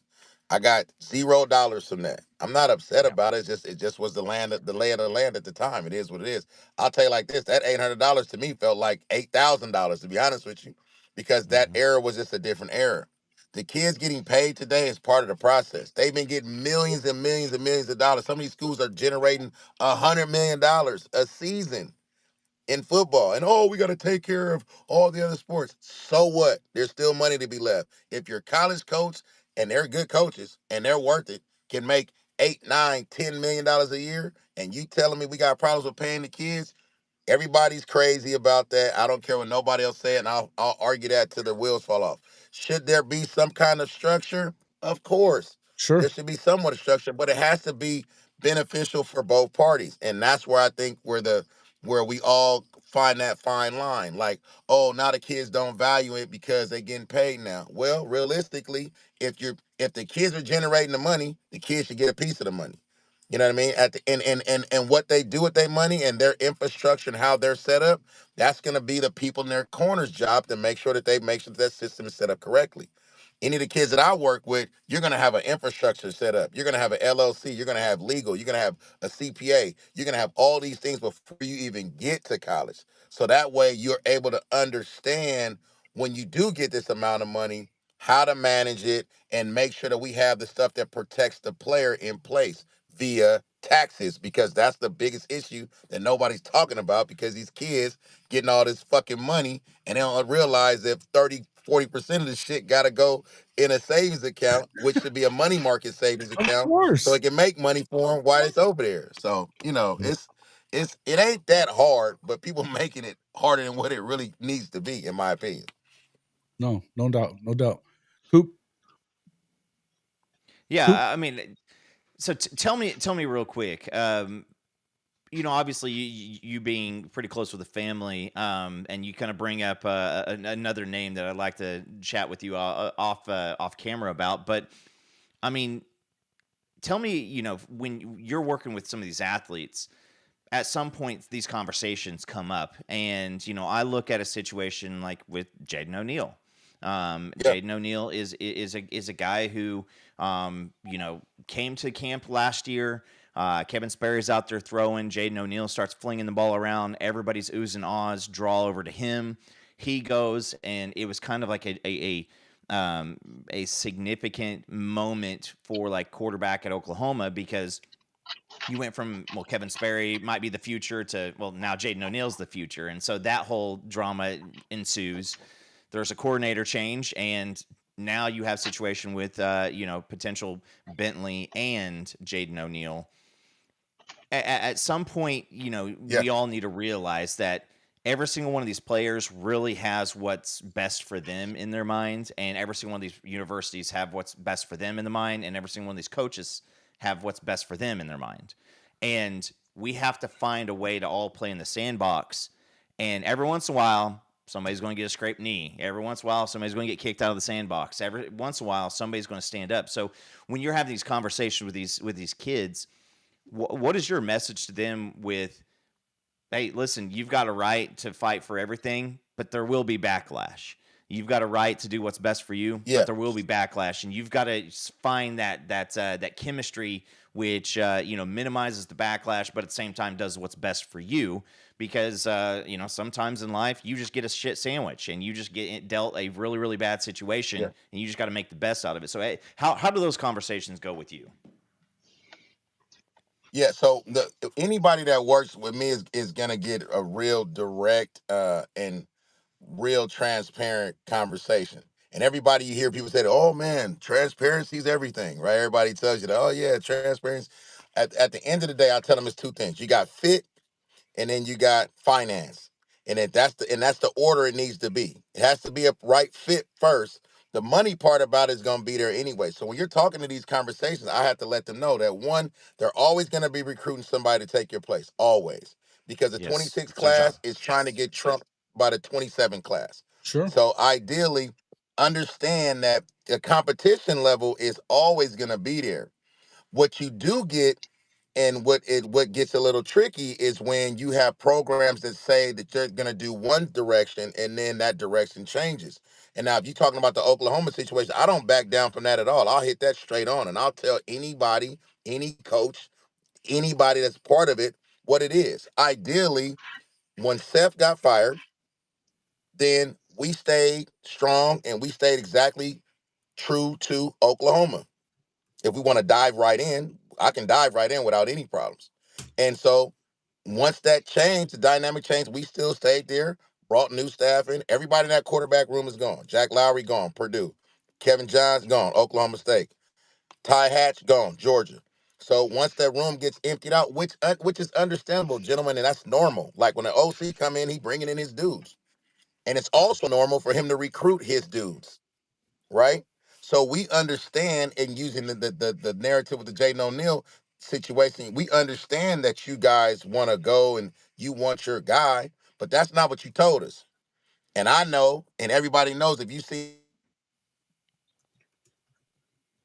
Oh, is what it is. It's proven. It's every single time you've ever seen them anywhere, camps, tape, live, whatever you want, we know exactly what that is. So the conversation with the parents is that, listen, as much as these coaches recruit you and love on you and so on and so forth, nothing, they're gonna protect the brand of the university and their high paying jobs first and foremost. So there's a lot of pressure for Oklahoma. oh shit, we lost him.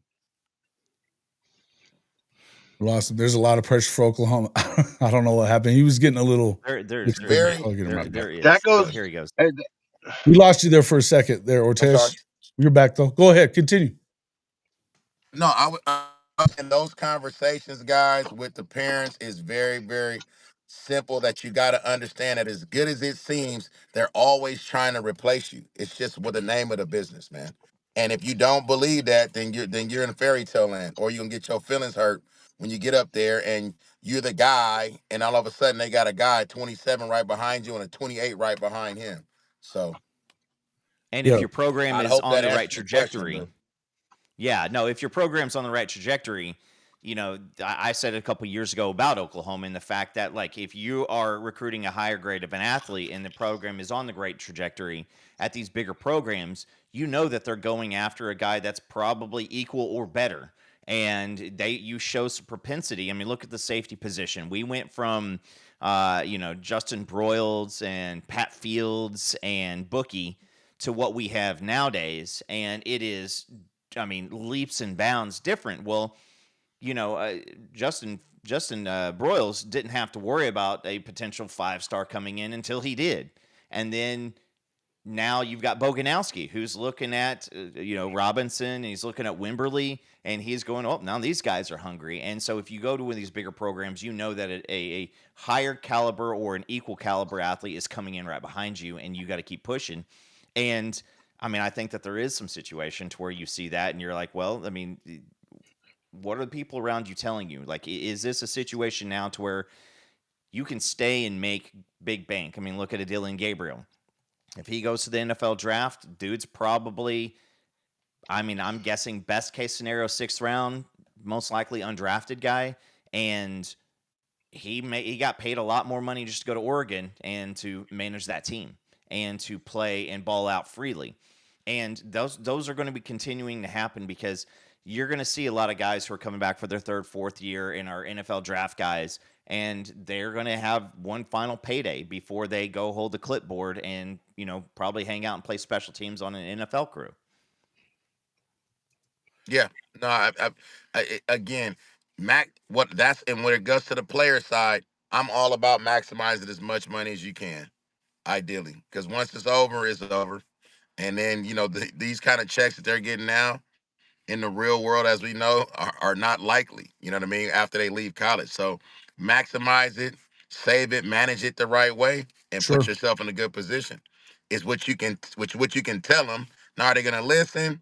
They're 18 to 22 years Yeah. old. Just depends on how they was brought up and who they got in their corner to help them manage that situation. But a lot of them aren't. You know what I mean? A lot of guys are just out here and they got backyard buddies doing their deals and all kinds of shit like that, and it Yeah. can get a little slippery. Yeah, and Urban Ninja, not to question your salary expertise, which I'm sure you have plenty of, but I mean, it's not really what we think about what they're worth. It's what somebody tells them they're worth or what the market says that they're worth. And I would tend to believe that if we really believe that this is all about money, because I'm not sure that I do. You heard TJ Houshmandzadeh saying that he believes that it had as much to do with the playbook as it had to do with anything else. We've heard that from other places too. It wasn't just from TJ. And if you listen to what his dad said on his tweet, which I think that he slipped a little bit on the tweet by calling Nakos a bitch. Had he not called Nakos a bitch, then we pay attention to the rest of the tweet. But he kept saying, look, I don't know what you're talking about. We're not having these discussions at all. And according to TJ Houshmandzadeh, they hadn't even talked about money since January. It's April. So if we believe that that's all bullshit, and that's fine if you believe that, I don't care. If you do believe that, though, you mean to tell me that they would pull all of this stuff not having somebody out there telling them that they're going to have that money for them or somewhere close to that money for them? I mean, because I'm just saying, I don't know why you would leave a situation that you just went to the playoff, you're making 2.5. Maybe they do bump you up. I don't know what they offered him, what they didn't offer him. I don't know. But even if they're going to offer you a little more, which I don't know why they wouldn't, rather than have to start all over at quarterback. And, I mean, we just saw that their Vegas number dropped a point. They were expected to go 9.5 wins was the over under. Now it's 8.5 in one day. Yeah. So don't tell Jason, me that it wouldn't be worth it to Josh and them to pay that extra money. So there has to be something out there if we really believe that it's just about money. Go ahead, Eric. Ortege. Being close to the situation. The playbook thing is the thing that really gets me interested, because do you have any insight on them kind of pulling back the momentum in the Oklahoma game last year?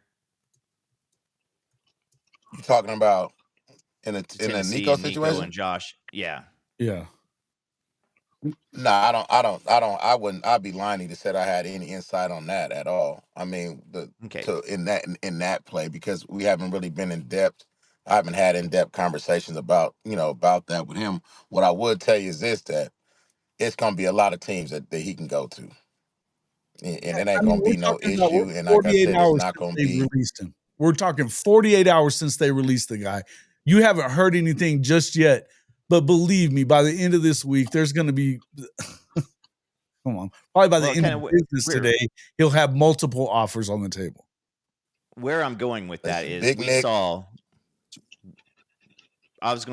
saw in the Oklahoma game, Robert Spears-Jennings coming in on a blitz, hit Nico in the elbow. We couldn't do anything on offense. And then Josh Heupel's whole play theory changed. They quit attacking and they just ran the clock out, essentially. They took the least risk possible.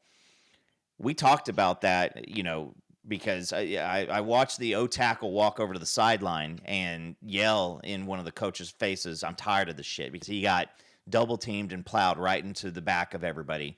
And I would just say this is, you as a quarterback, your job is to go out there and win the game. And I would assume that, I never thought of it this way, but I would assume that you going and telling Nico, to go out there and just hand the ball off and throw parallel passes, you're basically taking his tools away from him, and you're just going and you're saying, hey, we want you to go out there and lay a bunt down. And that's like saying that to Shohei Ohtani. Go out there and lay a bunt down, Shohei. Are you telling me that Shohei Ohtani wouldn't look at you and be like, translator, come over here and tell him no? Because that's ridiculous. And don't take my money while you're at it. But Right. that is what I feel is if there is frustration with Nico and the playbook, you saw several times where Nico looked like Nico, and then you saw several times where Nico looked neutered. And I think that if there's some frustration there, that's probably a relevant point. I believe that there had. I mean, look, and think about all the Tennessee fans that have been on this dude's ass. They went 10-2. They went 10-2. You can say it was all because of Dylan Sampson if you want to, and that defense if you want to, but I'll tell you what, we would have loved to have had a quarterback that only had what do you have total? 7 turnovers total, 5 interceptions and 2 fumbles. I think we would have loved to have had that at OU last year. Yeah. Right. And that to me is where people have to realize he's a winner. He's a winner, and he's a great kid, great character, high character. I don't care what nobody says. I don't care how it went down. I've talked to him. I've been around him enough to know. I know his dad. I know his younger brother. I went to school with his dad and his mom. Like they teach high character. But Nick don't play no bullshit either. And if he feel like it's gonna affect or have a direct effect on whatever the program is doing with his son and his family, he don't play like that. It's just what it is. And to me, I don't have a problem with that because as dads, you got to remember, you take all the other stuff off. They dads first, gentlemen. You know what I mean? And they're dads first, and everything else is second. So I think once the dust settles. These are great topics now, but when the dust settles, I think everybody will, and he lands where he lands, then we'll evaluate it in December, ideally, and then it will figure out, what it is. And we'll figure out if the move was right, if it was the right thing to do. And you see a lot of coaches jumped on there. I seen Cristobal jumped on TV and said, listen, we ain't doing none of that. We're not gonna have that. Huh? The one guy that should never say shit about any of this was Cristobal. Are you kidding me, Go? Come on, man. Oh yeah. Come on, man. But again, everybody I like Cristobal, man. Cristobal's cool, man. But bro, come on. I don't care. I don't care. He's got to shut up. Uh-oh. This is what I gotta say to him is shut up, dumbass. Nobody wants to hear that from you, Mario. Nobody wants to hear that shit from you. And nobody said, listen, Go Vols, I appreciate what you're saying here. I understand where you're coming from. I really do. As a fan of your school, I get it. Nobody was saying that the kid was an All-American as a first-year starter.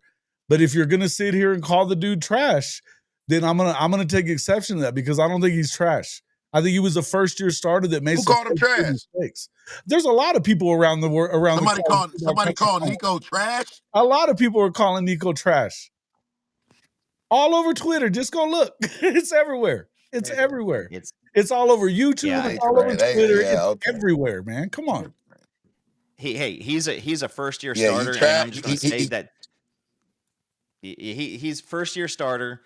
They had some issues on the offensive line. They had a really good defense, and I think that I do think that they played as if they had a really, really good defense and a really good running game. And it's don't run out there and let your quarterback put you in a bad spot. But again, he's a first year starter. We're just in a weird mindset now to where like you're letting in a first year starter who we love this elite word. The word elite gets thrown around way too damn much, and the expectations are there right away. Well, again, how many Oklahoma fans would have exchanged Jackson Arnold for Nico? Shit, every one of them. Every one of them twice. I would exchange Jackson Arnold for me wearing a Nico jersey, just to be honest with you. But I just 100% like the guy was a first year player. I still think that he has, we talked about it. We were very, very lucky to get him early in the season.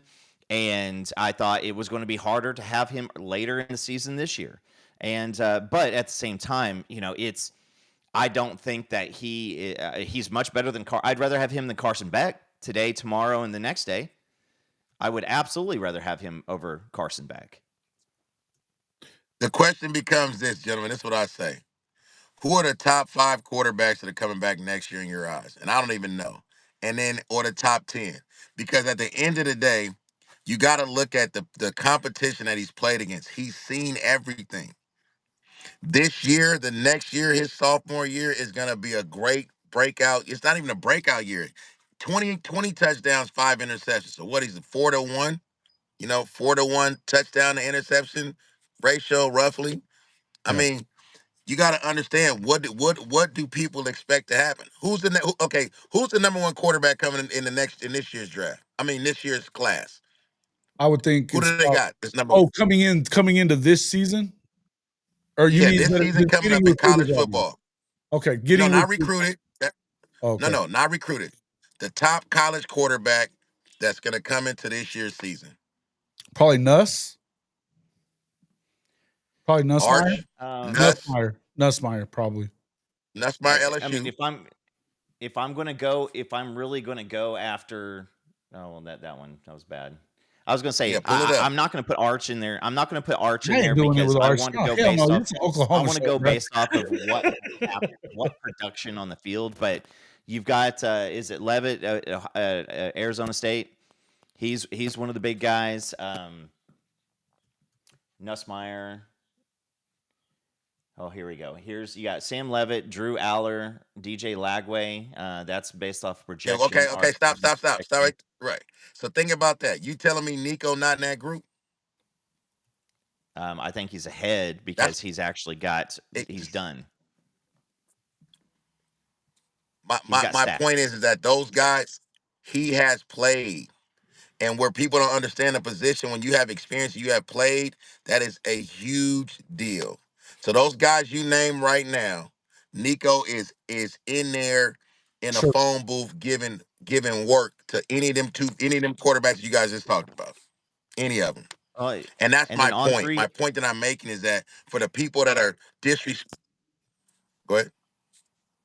Oh no, I was going to say with you. I mean, he's shown at Nico right now on this on 3 list. And again, it is on 3, but they have his number 10 returning quarterback this year. Mm-hmm. I mean, there it is. Right, so that puts him probably at the very least in the top 5 of the SEC. Does it not? If he was coming back to the SEC now, you got Lagway, Arch, Lenora Sellers, Nussmeier, Mateer, and then Nico. So they have him 6th in the SEC. Okay. Fair enough. And I got a question. I mean, but that all goes to, that's all speculation. And I mean, this is kind of what we've been talking about a ton, right? A ton about where do you put these guys? I mean, he was a 5-star. We know he was a 5-star, but how much of these recruiting rankings and services, or how much of these, a lot of fake offers, a lot of how they rank these kids, there's a lot of shady shit that goes on that stuff that I don't even know that is going to matter. I mean, I believe that now that you're starting to see guys like Jim Nagy taking these jobs as GMs, they're going to have to change the way they do business in order to do that. But what do you know about that as representing these guys and training them? What is that? What have you noticed from that, Ortege? On what scale?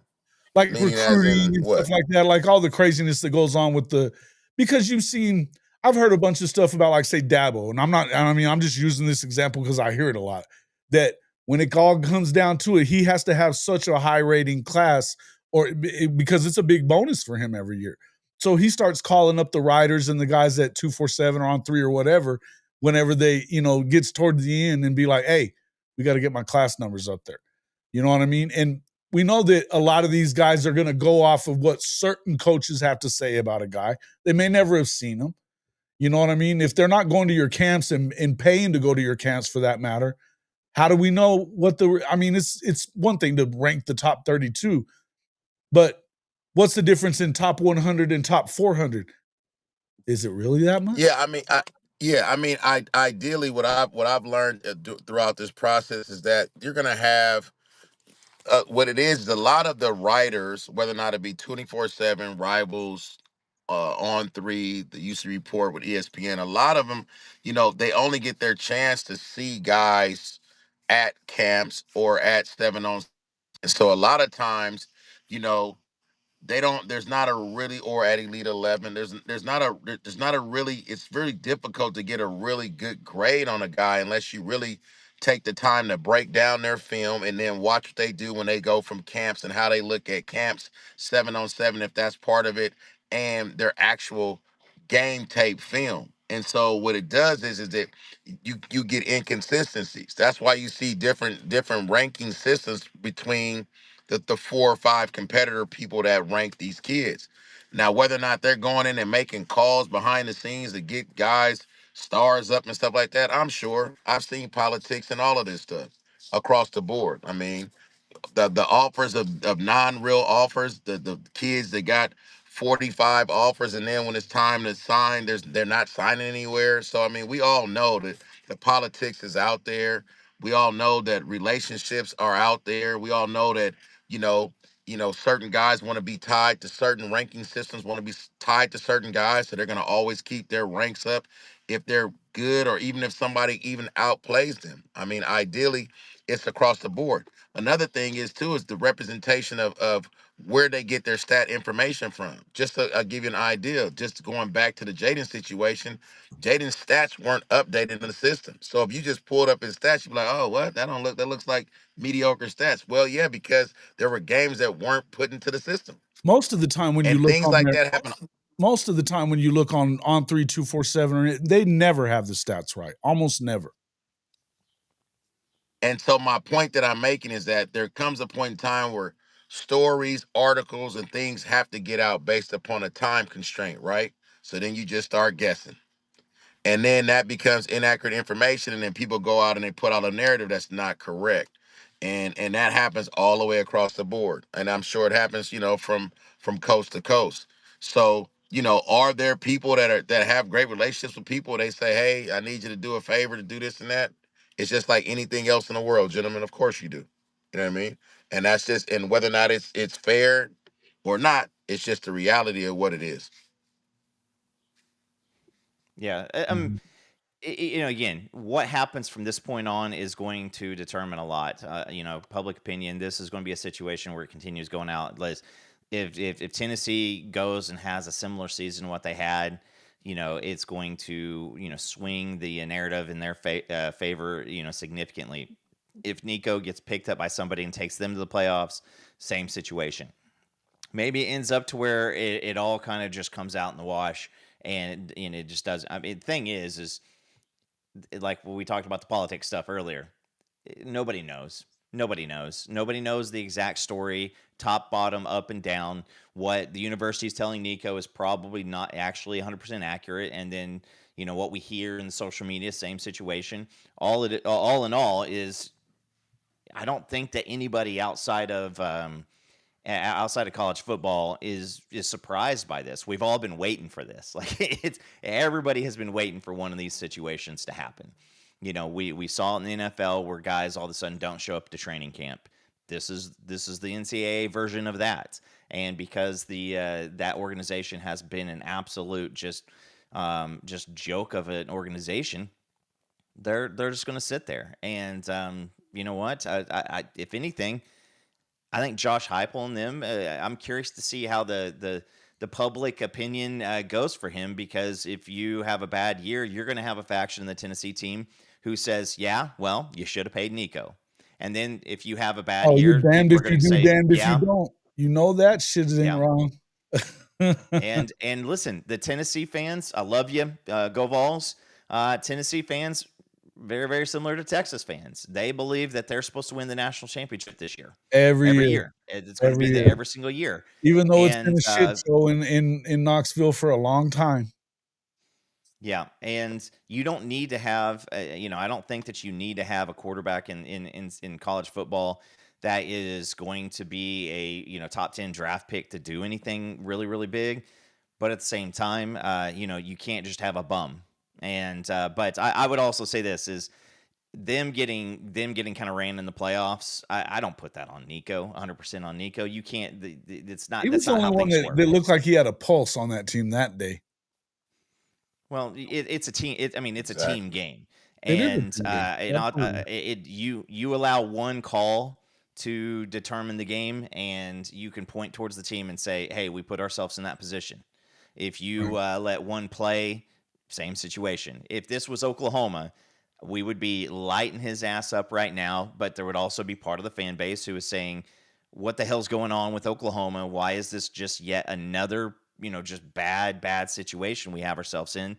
And I think that's what's going to happen across Tennessee is there's going to be a lot of people who are pissed off because, again, you had your next guy. And in college, you're going to have a guy for 2 to 3 years. And when he shows up, you take advantage of it. And that's where a lot of people are frustrated because that was taken away from them. Yeah. I agree. We'll I see. agree. We'll see. Like I said, I think there's a lot of stuff we that's saw coming this everybody. week. Yeah, Yeah. it's Go today's ahead. Monday. Continue. Yeah. Let's see where we at on Friday or Saturday. It Yeah. might even Yeah. be longer than that. You guys got to remember the portal opens on the 16th, and then it's things gonna be flying around and stuff's gonna be jumping off the table. So we'll see. And listen, man, and I'm not even going to sit here and tell you I'm not going to tell you I think I know everything. I'm going to tell you there's enough things going on, enough things being said on both sides of this that there's no way that you can know for sure that this is all either side's fault. In fact, I don't think it's necessarily either side's fault. I think it sucks for both sides. I really do. I think it sucked for Nico. Yeah. I think that Nico did what he had to do, and I think that so did Tennessee. For that matter, if it really came down to money and Tennessee felt like they had to do that, then they had to do that, right? But as far as Nico goes, right, if it was about the offense not changing and he can't see himself succeeding and getting to the numbers where somebody said his stock plummeted for the NFL. I mean, all it takes is one 3,000-yard, 30 touchdown year, and that goes right back up. And it doesn't really matter where you get it either. It doesn't really matter where you get it either. So it sure does. You're seeing some Tennessee fans in here saying that they were not huge fans of the play calling last year, and that's a couple different ones. And we saw. I mean, we saw it. They looked really, really good against NC State. They came in here against Oklahoma. That was the first time that they didn't have the high-flying offense, and they were literally playing one-sided football because they didn't have to do much on the defensive side of the ball. All they had to do is just stand in place and let Jackson Arnold turn the ball over. And so, let's see. Again, everybody has had an excuse for Tennessee's quarterback play for quite a long time. And I just say you get your new shiny toy taken away, and it doesn't matter if you're 5 or 50, you're going to be frustrated by it.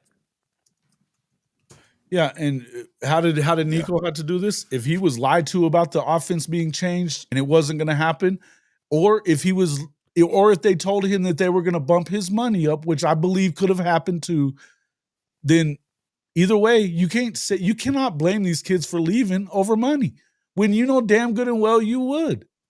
As a person that has anybody that's had a job ever you're going to tell me that you wouldn't leave for an extra $10,000? I know better. We're talking about another $1.5 million. So don't give me that shit. You can't say it and really be serious about it. I'm with you on that. I mean, it just is what it is. Yeah. Anyway, guys, hey man, I appreciate both you guys coming in. Ortege, tell us how to find you more. I mean, do you have a show, or I know that you're doing a lot of training and stuff like that, but we'd love to have you on again, man. You did a great job. I don't have a show. Nah, man, I don't have a show, man. But I'm on my Instagram is OBYF23. That's my IG for my foundation. I got a 501c3 nonprofit that helps get our underprivileged communities to get these kids on college tours and get them around the country to get some growth and be able to be part of elite camps. Again, that's OBYF23. That's our IG, and then One Body. The numeric number 1 body, S as in Sam, N as in Nancy, C as in Charlie, is my IG. Is the gym IG. So we got some good stuff going on, and that's where you can reach me in the social media world. The Twitter is Ortege Jenkins 16. So those are the areas where I can be reached. And like I said, we'll be around. We got some good stuff coming up, some camps coming up. We'll be at Wayne State. I got a group of kids going to the Wayne State mega camp and then down to SMU for their mega camp in the later months of May and June. But I'll be out in Oklahoma too on the 28th to do a showcase workout for Jaden O'Neal at Mustang High School as well. Yeah, before you go, what do you feel about the deal with Jaden? I know you and Cooper kind of talking about it. I've been kind of going back and forth, but what are your feelings there on that situation? Do you see him ending up at Oklahoma? We're gonna stay locked in where we're at with what we got going on. We have to continue to. It's my job as his manager to make sure that I'm proactive in this recruiting process. We've been committed to Oklahoma. We moved from Los Angeles, California, to Mustang, Oklahoma, to Yeah. be closer to the process, to have to build relationships, to get in there and start learning and get acclimated. Things have changed on their end and their pursuit of wanting to bring in 2 top tier quarterbacks in the class, which has never really been done. Somebody please show me a stat or show me where 2 top 15 or top 20 quarterbacks in the same class has been brought in, or show me one school right now that has 2 quarterbacks in the same class. There ain't. So ideally, respectfully, Coach Buck was a good dude. I got a chance to meet him. You like what you like, fellas. And I tell people all the time, there can be top 10 quarterbacks around the country, but everybody likes their 10 differently, right? And they Yeah. rank their 10 differently. And there's nothing wrong with that. But the elephant in the room, and keeping it real, is that the relationship has not been what it was before. And it's not the recruit's job to make that relationship better. It doesn't work that way. Or you can say, listen, we're gonna go in this direction and let us, and then be transparent and straight up and honest and say we're gonna move in this direction. Has that been done or not? We're yet to see. Jaden got invited to the spring game. He was out there, but that's the first time he's been on campus since he's been in Mustang, which ironically they've been there for a month and a half. Is a little bit weird to me. And I'll tell anybody this to their face, coaches included. It's nothing. With the problem with everybody is nobody really wants to stay straight up what it is. But they're stuck on, we need 2 quarterbacks in the room. We got to get 2 arms. We got to get 2 arms. So we'll see how it plays out. You know what I mean? We got to go where we are loved and wanted. That's the way it works. And if it doesn't feel the same, then you might got to go somewhere else. Right. But right now we're locked in. I mean, we're still locked in. Jaden is really concentrating on having the best year he can have at Mustang, and being a leader on and off the field, and being the best quarterback that he can be. We're working with Jeff Christensen, Patrick Mahomes' quarterback coach. We got some work in with him. I've worked with him, and we're just going to continue to focus on the process and loving the process. And that's the film study, getting better as a player, being on top of your craft. These are the things that we going to focus on that's going to help him be the best player he can be. And everything else is going to fall in line, because there's been a lot of disrespect when it comes to the type of player that he is, the skill set that he is. And they'll see. When you line them up, we'll see. We'll see how it goes. So we're excited about this new opportunity. He loves the community of Mustang. They've treated him really well, him and his family really well, embraced him as a player, as a person. And we're excited about the opportunities that comes with that.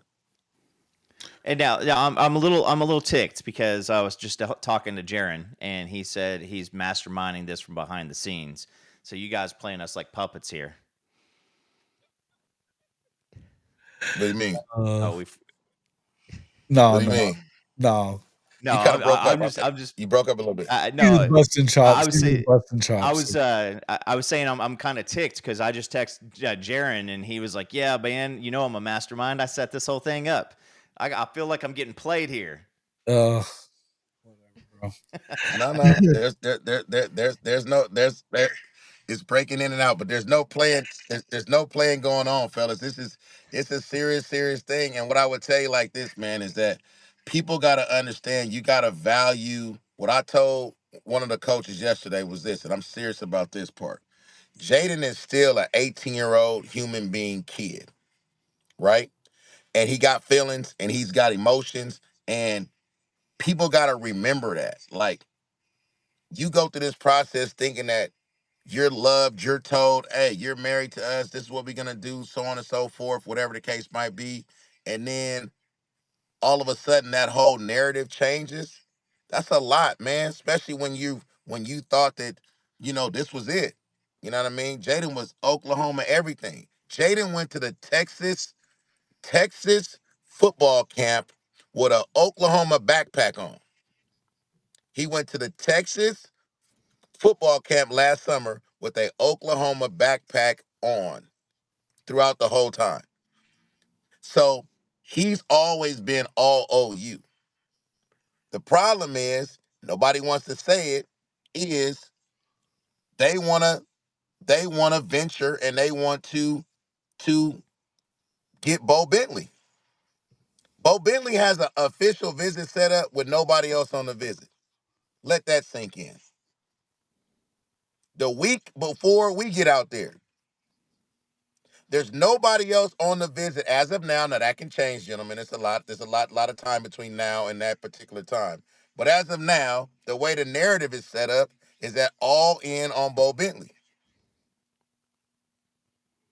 Just think about it. And listen, I'm just look at it.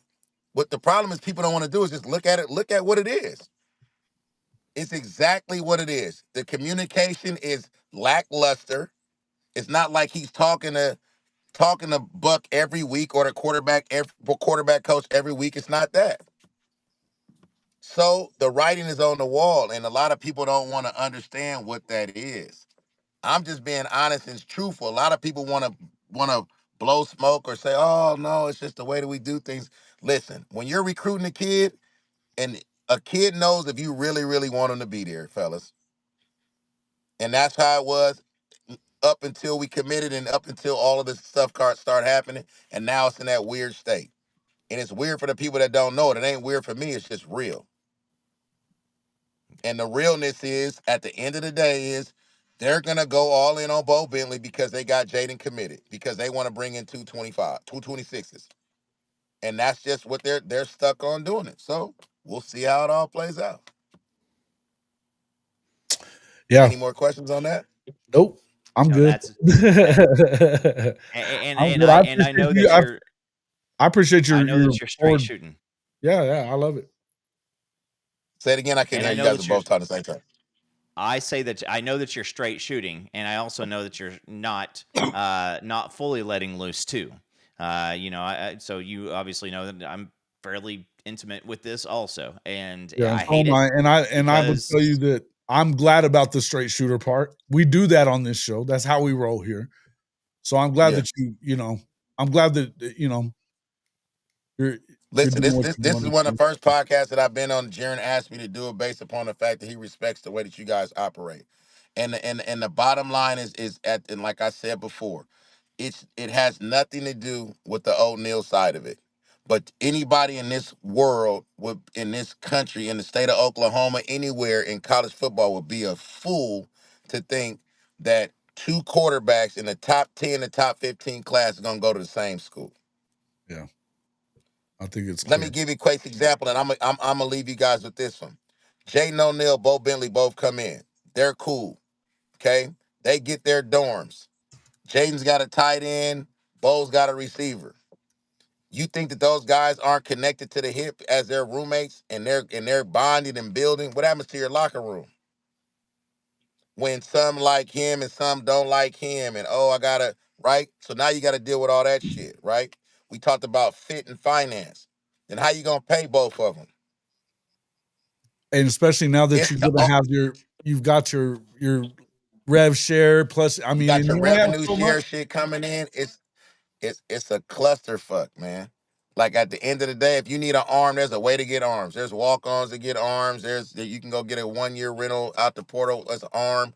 You know what I mean? I understand the 25 class is pretty much done, so they don't really want to dab into that. There's other ways to do it. But bringing in top 2-tier guys, to me, it ain't about competition, fellas. It's not that. Show me another program in the country, another stellar program, another historic program like the University of Oklahoma is in college football that's doing it. Give me one. Yeah, You can't. That's my point. It doesn't happen. It's not It going to doesn't work. happen. It's not going to work out. Yeah. Well, only one of them is going So to be we'll there. see. That's for sure. So I mean, we know that. I mean, it's. Only one of them You has a hope one of chance. them's gonna be. You hope Yeah. one of them is gonna be there. I was going to That's say. what I you was hope. going to say. Well, yeah, you're right. You're right. You better hope you get Because one of them. you mess around with fire and get your ass burnt. True. Think Which about is it. the same Because situation.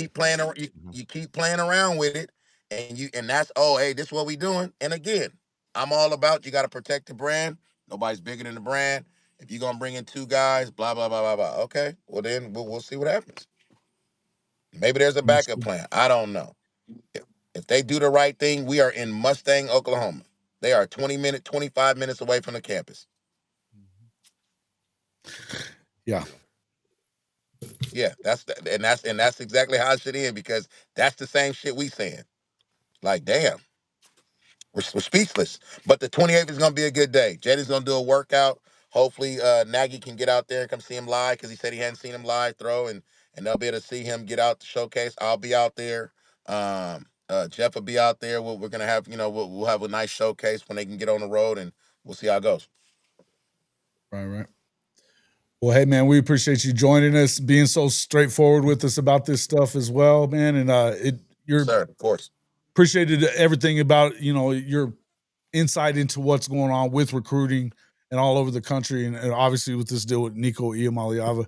I think it's obviously this week you're going to see a lot of things go down this week when it comes to the Nico front. I would think. A lot of things. Hopefully everything's good with Big Dave. He was supposed to be on here this morning with us too, so didn't hear anything from him. But maybe we'll get him on tomorrow night with us as well. But guys, I appreciate everybody coming in.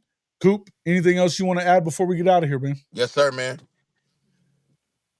I'm good, guys. You guys are great, man. If you need me, that's like you guys got my information. Yeah, Big Dave's my boy too, man. I grew up with him too, so it is a tight knit circle of the real ones out here on the West Coast. So it's good stuff. Love the show, man. If you need me, guys, give me a holler.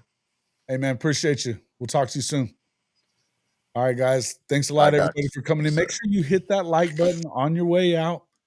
And Coop, last chance here. Anything? Make sure you at least tell everybody how to find you before we go. Yeah, check us out, Unfair Sports. I want to say one last thing about the Jaron O'Neal situation because the Jaden O'Neal, sorry, not his dad. Listen, I love this family. This family is terrific. Everything about it is terrific. What kind of has turned into this situation is Arbuckle coming in. He's going to go after his own guys, right? We're going to hear 45 times. Which is understandable, right? Yeah. You're going to hear 45 times every weekend during the fall that, this is now that he's got his guys in here, and whether it's NFL or college football. But I say this is, Jaden committed to, a previous regime. You bring in Arbuckle. Arbuckle is very, very highly thought of right now. And he went and he diagnosed and, found a guy that in Bo Bentley who was somebody that he wanted for an extra arm. But when you have Cam Ward and you have John Mateer, people start understanding some of the words around, Ben Arbuckle being a great quarterback coach, an up-and-comer. And Bo Bentley just happened to be a fast riser. So I saw, and the reason why I'm saying this is because I see the question in the chat, is I fully think that Arbuckle went out to really add just another arm. It just turned out because of who Arbuckle is and what Bo Bentley is as far as a fast riser. Now, all of a sudden, it became 2 high-end quarterbacks in the same class. Now, I will say this. There is a world where we get neither of these guys. I think Jaden O'Neal's probably gone. If you ask me, Cooper, where you putting your money? I'm putting on the fact that he's going somewhere else because all in all, he is not receiving the communication from the staff. And I think it's almost like we're keeping communication going with the family, but it's not to the point to where what you would be doing for your program, cornerstone quarterback. I'll say this, is Bo Bentley's not a guarantee either. There's a very real world where we're looking at new quarterbacks here in a couple weeks, that are neither named Jaden O'Neal or Bo Bentley. Right, wrong, or indifferent, this ended up coming to a bad situation. And I think that I'm not super thrilled on how the staff has handled it to this point. No, and I would say that that's a fair thing to say because, Mac, you're saying, I think Ortege knows that OU has moved on. OU hasn't moved on. They've yet to say one time to this kid that we're going in another direction. They keep telling him we're going to take 2 quarterbacks. So they haven't moved on, at least not as far as they're telling him. If you're the O'Neal family, what would you think other than they're trying to hold on to us just in case they don't get Bo Bentley, and then we'll see kind of what happens after that. That's what it looks like because it is and again, you have to think this is basically like a wish version of the Nico situation right now. Correct. To where it is the managing of the quarterback position in college football. The only part with Ortege that I disagree with is I don't think that we were targeting 2 high-end quarterbacks. We were targeting a low-end quarterback who just happens to turn into a fast riser and a guy who's getting a lot of attention from a lot of different programs. Right. I don't know and I would say this is Jaron showed me a video of the excitement that Norvell down in Florida State showed when Jaden pulled up on a golf cart. That's what I want my kid to be celebrated as, not a guy on a group text where his OC is not participating. And so I don't think that this is a deal to where, you did Jaden dirty. I think it's a deal to where you didn't place him in the spot that you should have. And you just got lackadaisical and maybe got a little bit too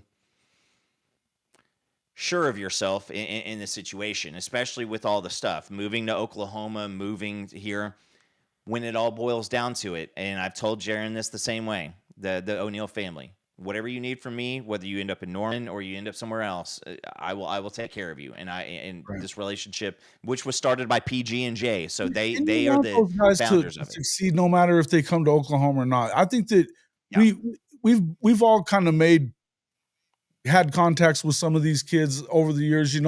Nigel Smith, I remember we had the interview with him together on the show, and we weren't sure that he was coming to OU, but never once did we push that because we just wanted to go. We wanted to see these kids go to the best place for them, period. And so to me, do I think that Oklahoma's future is bright at the quarterback position? I do. I think that you've got good quarterbacks. I think you got a good quarterback right now. You got a good quarterback that's backing him up in Michael Hawkins. And I think that either one of these kids, whether it be Bentley or O'Neal, would be fantastic. The problem is that what I don't love is that it doesn't feel like you're being straightforward and honest with them. And that's what we're asking for. And we just got done talking about all this stuff with Nico and whether or not he's being honest and whether or not Josh was being honest. And the truth is, we don't know. And again, I think it paints a picture, you know what I mean? And I love Oklahoma and I love Coach Venables and everything about it. I would love to see them at least just be straightforward with the guy. If he's not in your plans, then say that. And again, I don't think that it's a situation where he's not in the plans. I just think what it is He has a certain, I mean, Arbuckle has a certain style. He went out there, and again, when it all boils down to it, I'm going to love this team and I'm going to support this team. I don't have to agree every single thing. I don't agree with everything that my wife does. I don't agree with everything that you tell me. I don't agree with everything that Jay comes up with because I'm not a yes man. I have a brain, I think. So as long as you guys go out there, and that's what makes college football so great, is the fact that like we all have brains, we all think differently, we all operate differently, and we just put a camera in front of us and talk about it, and then you guys show up here and join us. This is literally just a group text with some video on it. It's like I love doing this because it does give us an opportunity to get out here and have a have a good amount of, conversation. I'd rather talk about this than talk about some of the other crap that is out there in the world, and sports do give us. Now, that being said, it's still ran by people, and it's still played by people, and it's still affected by people, and that's going to, which is pretty much going. I saw Neilio's response too. That's pretty funny. But when it all comes down to it, Arbuckle wants Bo Bentley. Yeah, I get it. I got after PG a while back because we were in the situation to where Jaden was potentially coming on, and at that point we had Jaden, Sperry, Hawkins, Arnold, and he had the next 6 years of our quarterback. I think that you were on that show, Jason. I was pissed off about that day too. Whenever he made that comment about Sperry and all that whole deal. Yeah.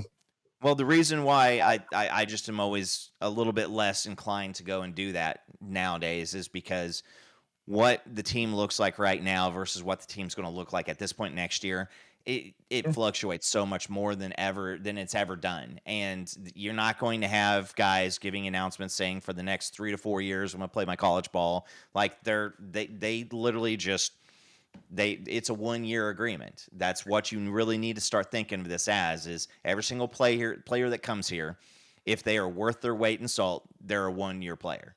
And if you can redo them for the next year, and you do that. And the same thing with the coaching staff.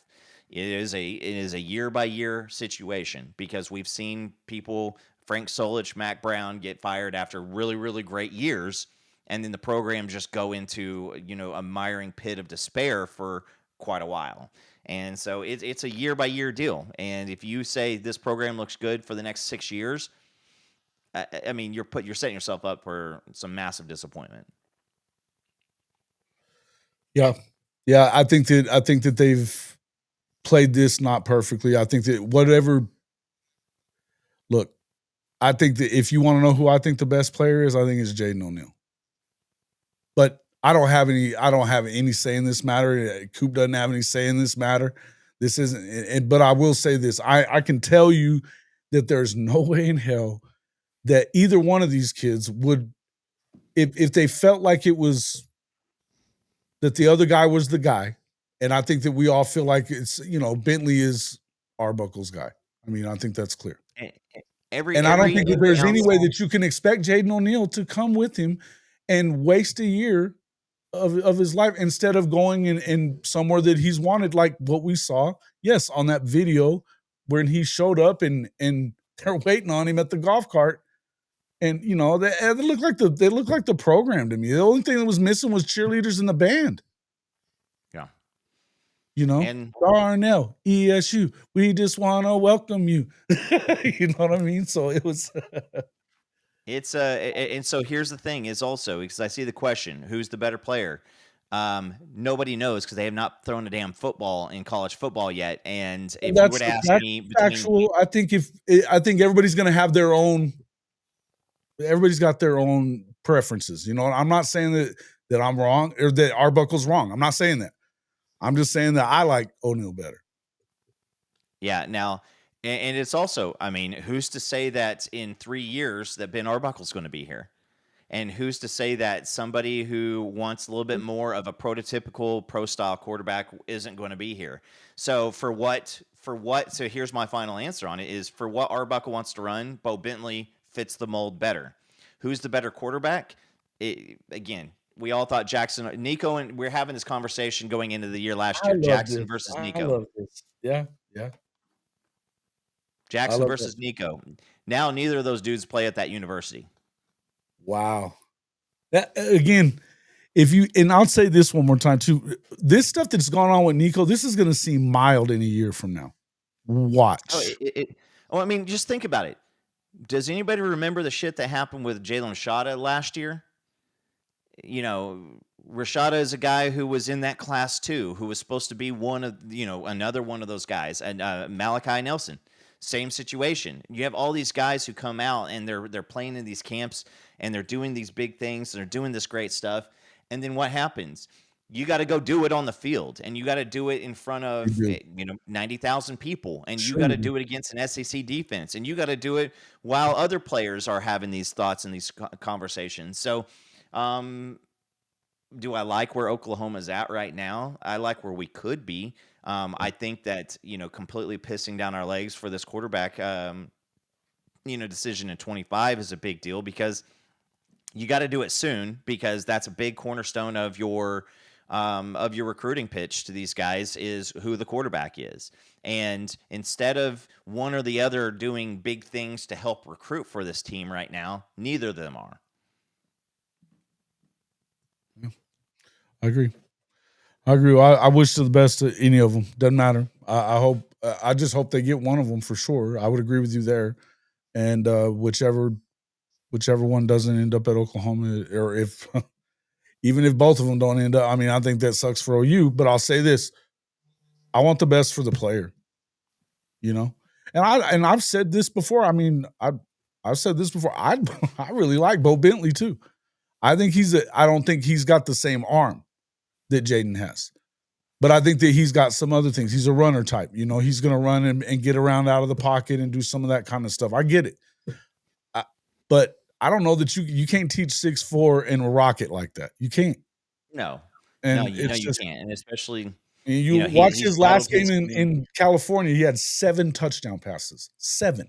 He models his game after CJ Stroud. I think that he's doing pretty good for himself. He is. No, I was talking about, but Jaden had 7 touchdowns in his last. Oh, no. That's what I'm saying is like, yeah. But at the same time, like, I mean, if I'm saying like you had to insert one of those two guys into this team this year, I think I go a little bit more towards what does the team look like around it? Because I think that if you give, you give Jaden O'Neal a couple of studs at wide receiver, and that guy can cook and he can get out there and do some things. But until we see the receiver room stay healthy and the offensive line do some good blocking, I'd rather have somebody who can scoot around. Yeah. And so where does the team go? Who's here in 3 years? Those are questions that, again, we always going to have to do. And you've even seen the. Well, you're not going to keep them around anyways, right? You're not. I mean, how many quarterbacks think about this as a whole. How many quarterbacks are starting and ending their career at the same place in college now? I mean, we just saw it again. I mean, we're seeing it again with Nico right now, but the two quarterbacks that played for the Natty last year were both transfers. Think about the year before. Only one of them wasn't a transfer. That one, obviously, what's his name from Michigan? He was at Michigan the whole time. But you're seeing this more and more. And so, trying to pull up that list of quarterbacks again, because I mean, you look at the quarterbacks leaving right now. You've got Cam Ward, who's a transfer, a multi-time transfer. Yep. You're going to have Shedeur Sanders, who was a transfer. Right. You're going to have Quinn Ewers, who is a transfer. I mean, all these guys are going to end up being that way because, again, I think that there's a little bit on both sides. Is you bring in a dude who is going to potentially do, JT Daniels transfer like 47 times. 48 times. Same with the kid from Bishop Gorman that went to Ohio State and then Miami and then what was his name again? I always forget it until I'm not thinking about his name, but he was on the QB1 show too with the same year that Spencer was. Oh yeah, I'll have to think. You know who I'm thinking about. The thing is I mean, these transfers are going to happen. You're going to go absolutely. For Malachi Nelson's on school number 3 now. He's been in college for 3 years. He's in school number 3. He's at G5 UTEP, but yeah. Same thing. We'll see how long that lasts. We'll see how long that one lasts too. But yeah, they're in CUSA. So, but again, look, I would just say that you never know what's going to happen with these guys. And the truth is that it doesn't. I mean, Dante Moore is at his second school. He was actually committed to Oregon, went to UCLA, and then went back to Oregon. You know, that was a number one guy. Jackson Arnold was the number one guy, or if it wasn't Arch, it was Jackson. But Jackson won Gatorade Player of the Year. He's already at another school. You know, it happens. Yeah. The wrap up, Jason, is I think that there's a very likely scenario where OU loses Jaden O'Neal here in the next couple weeks, and there's going to be a bunch of people going out. There's going to be a bunch of people saying, you know, throwing shade at the kid. There's going to be a bunch of people throwing shade at the university. I don't think you can throw shade at the kid. You can't throw shade at the kid on this one. It has nothing to do with him if he doesn't show up here. And it's not a situation where his dad said, "Hey, I don't feel the love," and I've had lots of conversations and I've seen lots of stuff, and it's just a situation where, and I'm not saying that nobody from the university has talked to him. You know, Todd Bates talks to him, Brent Venables talks to him. He just doesn't hear from the OC, and that's the one that matters. That's the one that matters, right? He chooses the quarterback. Yeah, listen. And I'm not even necessarily saying, man, I understand where Arbuckle's coming from. He wants his guy. I get it. And again, I just think it's a situation where you got. But it's never going to be Jaden's fault. It's never going to be Jaden's fault though. If he doesn't show up at Oklahoma. No, there shouldn't be smack, and there's going to be all kinds of different stuff. And I'll say this too. You saw it with Ortege there, and in talk. These guys aren't going out and just blasting the university. They're trying to advocate for Jaden and the family in a respectable manner while still showing some of their frustration and disgust. Can you blame them? Can you blame them? In the world that we live in now, I mean, let's be honest, Jason, we're a bad situation away from Brent Venables and Arbuckle and everybody being gone next year. I mean, that's still a very real possibility. Do I think it's possible? Do I think it's going to happen? No. But I also think that it would have to be worse than like last year. I feel like for them to actually pull the trigger on dumping $35 million contract for him and all that. We've talked about that a lot. I don't know how in true danger Coach V is, but listen, that doesn't mean that he wouldn't be in true danger if that offense looks like shit again. Yeah, so that's where I'm going with it is, so let's not get all up in arms about one of two guys who we have still never seen play football at Oklahoma. Never, you got to go. We got to go handle business in the transfer portal, get a couple pieces. That's where we are as a program right now. But also know, like you're going out and getting a free agent. This person is tied to what you can offer them, and we are tied to what they can offer us. It is not about, dreams of playing for Oklahoma and shit like that anymore. Like whenever I hear those types of things, I'll say his girlfriend goes to school here. That doesn't mean crap to me. His parents played ball here. That doesn't mean crap to me. He grew up an OU fan. That doesn't mean crap to me. Sign on the line, show up and play ball. And then that's when I believe that you like there the you school. Go. I agree with that. I agree. Listen, you brought it up, man. You brought it up. All right, guys. Jason, this is a looming story, and I'd like for everybody on here to go, no, you know what? These guys were talking about this a couple weeks ago, and so we know what's going on. This is okay. I've been kind of waiting on it too. I've been kind of waiting on it a little bit because we've had some conversations, but obviously you and I back channel a little bit. Chris Mason and I, same thing. We kind of have been seeing what's going on. I haven't wanted to bring it up. I don't want to throw you under the bus, but I also don't. I mean, obviously, at some point, we had to have a conversation, and I am appreciative of the O'Neal family for their trust in us. And I mean, Jaron was, Ortega's on here because of Jaron, and we appreciate that. You know what I mean? And he's reached out to me just because he enjoys the show. I had no idea. You know what I mean? I will say this. I do this. The number one reason why I do this now and do these podcasts and try to keep myself ingrained is so that I can know what is legitimate. Because there's so much stuff out there. And so, Jay, love you, brother. Thanks for hopping in here. Yeah. I just 100% know this, that there's conversations going to go all over the place, like the Nico situation. And it's, well, what's true and what's fabricated, what's what's exaggerated. I follow these things so that I can know, and then I don't mind sharing what I've learned, right? That's kind of what I want to do. I also enjoy the respect that these kids, Toa Katoa, I basically had to like threaten this 360-pound man to quit calling me sir, in our DMs back and forth together, going back and forth and back and forth and back and forth. And it's the relationships, right? It's Daniel Akinkumi still says, yes, sir. And I'm like, bro, knock that crap off. Like, just call me jackass or something like that. I don't care what you call me. Just quit with the sir stuff.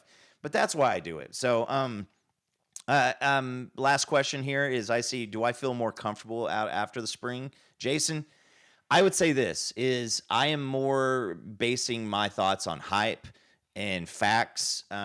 Being, last year we heard a lot of the hype. We knew the defense was going to be better. We got ahead of ourselves with the offense and what Jackson Arnold could become. We've seen John Mateer do all these things. Jackson Arnold news out of Auburn, still turning the ball over a lot. Deuce has not turned the ball over. So there's a chance Jackson Arnold never plays a snap at Auburn. Or there's a chance that he fails in Norman and loses the job there. But I feel very, very good about this team this year because I think that you have somebody who has done what it takes at quarterback. He has upgraded weapons around him. I think that this offensive line is going to be sneaky good. And I think that it can continue to get better throughout the rest of the year. I think if you have a plan in offensive line and an identity as on an offense, you're going to see the team rise. And so I think that you're still a couple places in the transfer portal we need to go out and add some depth. And that is 100% based off of places like tight end and kicker, to where you're like, you got people, but do you have difference makers? And so I feel better going into this spring than I did last year. Plus now you're going to be queuing up, I think it is 8 total first-time starters at quarterback, between guys like an Arch Manning, who has played a little bit but now is playing more. And then you've got Nussmeier, you've got Lenora Sellers, and that's pretty much it as far as returning quarterbacks that you're going to be playing. And I don't care about Illinois State's quarterback. I don't really care about Temple's, but Temple's is new starter. Right. You're going to get a new starter in Michigan. Yeah, and that's good for this team. Yeah, no doubt. Yeah. Nico did the Oklahoma fans a favor, I think.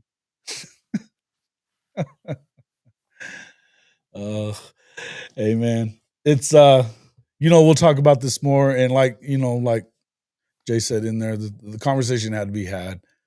You can still love your team and not agree with what they did in this situation.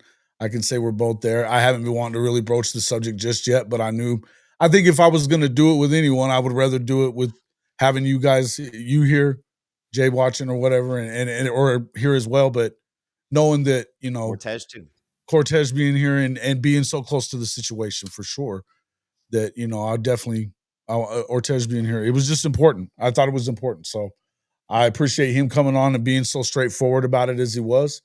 I think that it's like I said in there. I said it in the chat a few minutes ago. You got to kind of read between the lines here as to what's being said, and it's just pretty clear to me that that's kind of where we're at. So it looks like we've got a Nico sighting in Penn State. Nicholas to Penn, really? I would not. I don't believe that in a heartbeat. I mean, they've got Drew. Well, I didn't think of Penn State. We talked about Penn State a little bit on Saturday, but not really. Well, I mean, Drew Aller is their next guy. Is he not? Quarterback. Is he not? Yeah, he's the next guy who looks like he's going to be somebody who doesn't turn out to be anybody. He ends up to be a guy who can't make a clutch throw in the clutch. And I don't think that I mean, listen. if Penn State did that, they would basically be telling the Drew Aller camp, you are what's holding us back. You are what's holding us back. Chrissy, where the hell are you at? That's funny. That's some funny ass shit. Urban Engine, yes. What are you saying that to? What did you say last? I'm trying to see. I'm not seeing it here yet. Well, yeah, that's wild, man. That's wild, though. Huh. Well, we'll see. We shall see. Oh, yeah. I knew you were referring to Jay there, Kimberly K. I was just going to leave that alone.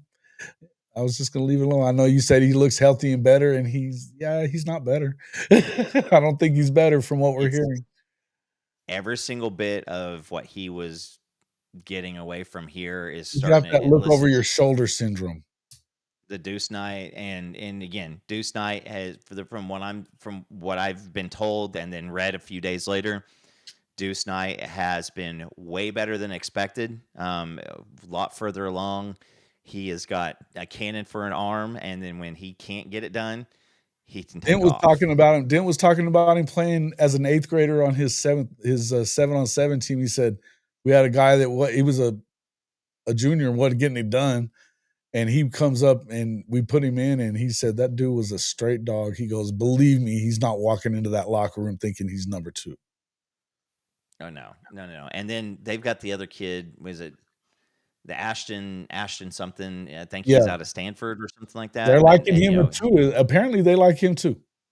I was reading all that. So I would say this: Jackson Arnold to Texas Tech might be another rumor that we get before too long, because he can't go SEC. Neither can Nico. Keep that in mind when we're talking about this stuff. I mean, I know that's what we were. Several teams. I think it definitely rules out them. I could definitely see Penn State but that definitely.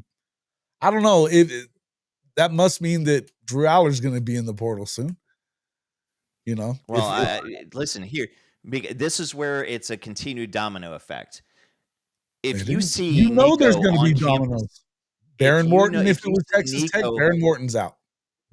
If you see Nico show up in college, in Penn State, like if you're the Aller camp immediately, you're bouncing. Yep. Before you even have a shot to keep you around. Yeah. You're bouncing mentally, because right there, that's a situation to where, again, how do you take care of your program, the optics around it and stuff like that? Because we're sitting here talking about, the Bentley, Jaden O'Neal stuff, and those are two guys that neither of them are part of the university. You've got an ingrained starter who's probably going to be projected as a high NFL round draft pick. Just like all the other Penn State quarterbacks, and you're rolling in another guy because you're not bringing in Nico to add competitive depth at the quarterback position. I mean, you want him to come in and start. That's the only reason why you let him on campus. See, and Chrissy was in there talking the most shit about Nico, and I bet you he won't be talking that shit about him if he ends up there. Oh man, that's too fucking funny. Chrissy, I told him the last time he was in here, I said, I'd love to be able to tell you don't always say something stupid when you show up, but you do, and he does. Chrissy's he's a trip. He's good. He's good for that. A dumb comment every time when he shows up. But that's why we love him. He wouldn't be Chrissy without it. Hey, do you want a nice little parting fun story? I love parting fun story. In the note on. All right, so for everybody, a little intro into your boy Coop's life is I have a son. He's 7, high ADHD, brilliant, waiting on the autism testing. So life is a journey. Jason, I know that most of the time, if you're a Hall of Fame watcher and Jason's ever said Coop's going to be on here, and then I never showed up, 99% of the time it's because of my son. So this morning, he's good about playing hooky from the game. Yeah. So this weekend, I was out cleaning the garage, and I found a Tulsa Drillers replica World Series ring, and I totally forgot about it. Worked for the TV station. We got a bunch of that junk, and so I find it, and I I don't know why. I think I had it in my hand. I walked in to do something and I leave it on my desk. Well, apparently my son walks in this morning and sees it, and he's like, "Hey, this is pretty cool." And I don't care. It's not. I didn't win it, and it's not real, so it's not like I have any possession over it. So I don't realize that he pockets it and takes it to school. So when I went off camera earlier, I get a call that his teacher's freaked out because he somehow has, and she knows I played baseball. So in her mind, my son has brought the World Series ring that I have earned to class. And being my son, it was pretty funny. So she's nervous as hell that my son has jacked this, $30,000 ring. And so I get the call, and they're like, "Are you missing a ring?" And I'm thinking, I don't wear a ring. And so I'm like, I'm not missing a ring. And it's like, well, your son has what looks like to be a trophy. And right when she said that, I was like, oh yeah. So pretty fun story. Teacher a replica. It's a replica one. It's probably worth $50. Cool. Maybe probably worth $5. That's hilarious. Too much. Oh man, that's a good kid already. I already like this kid. Giving pops hell as usual. All right.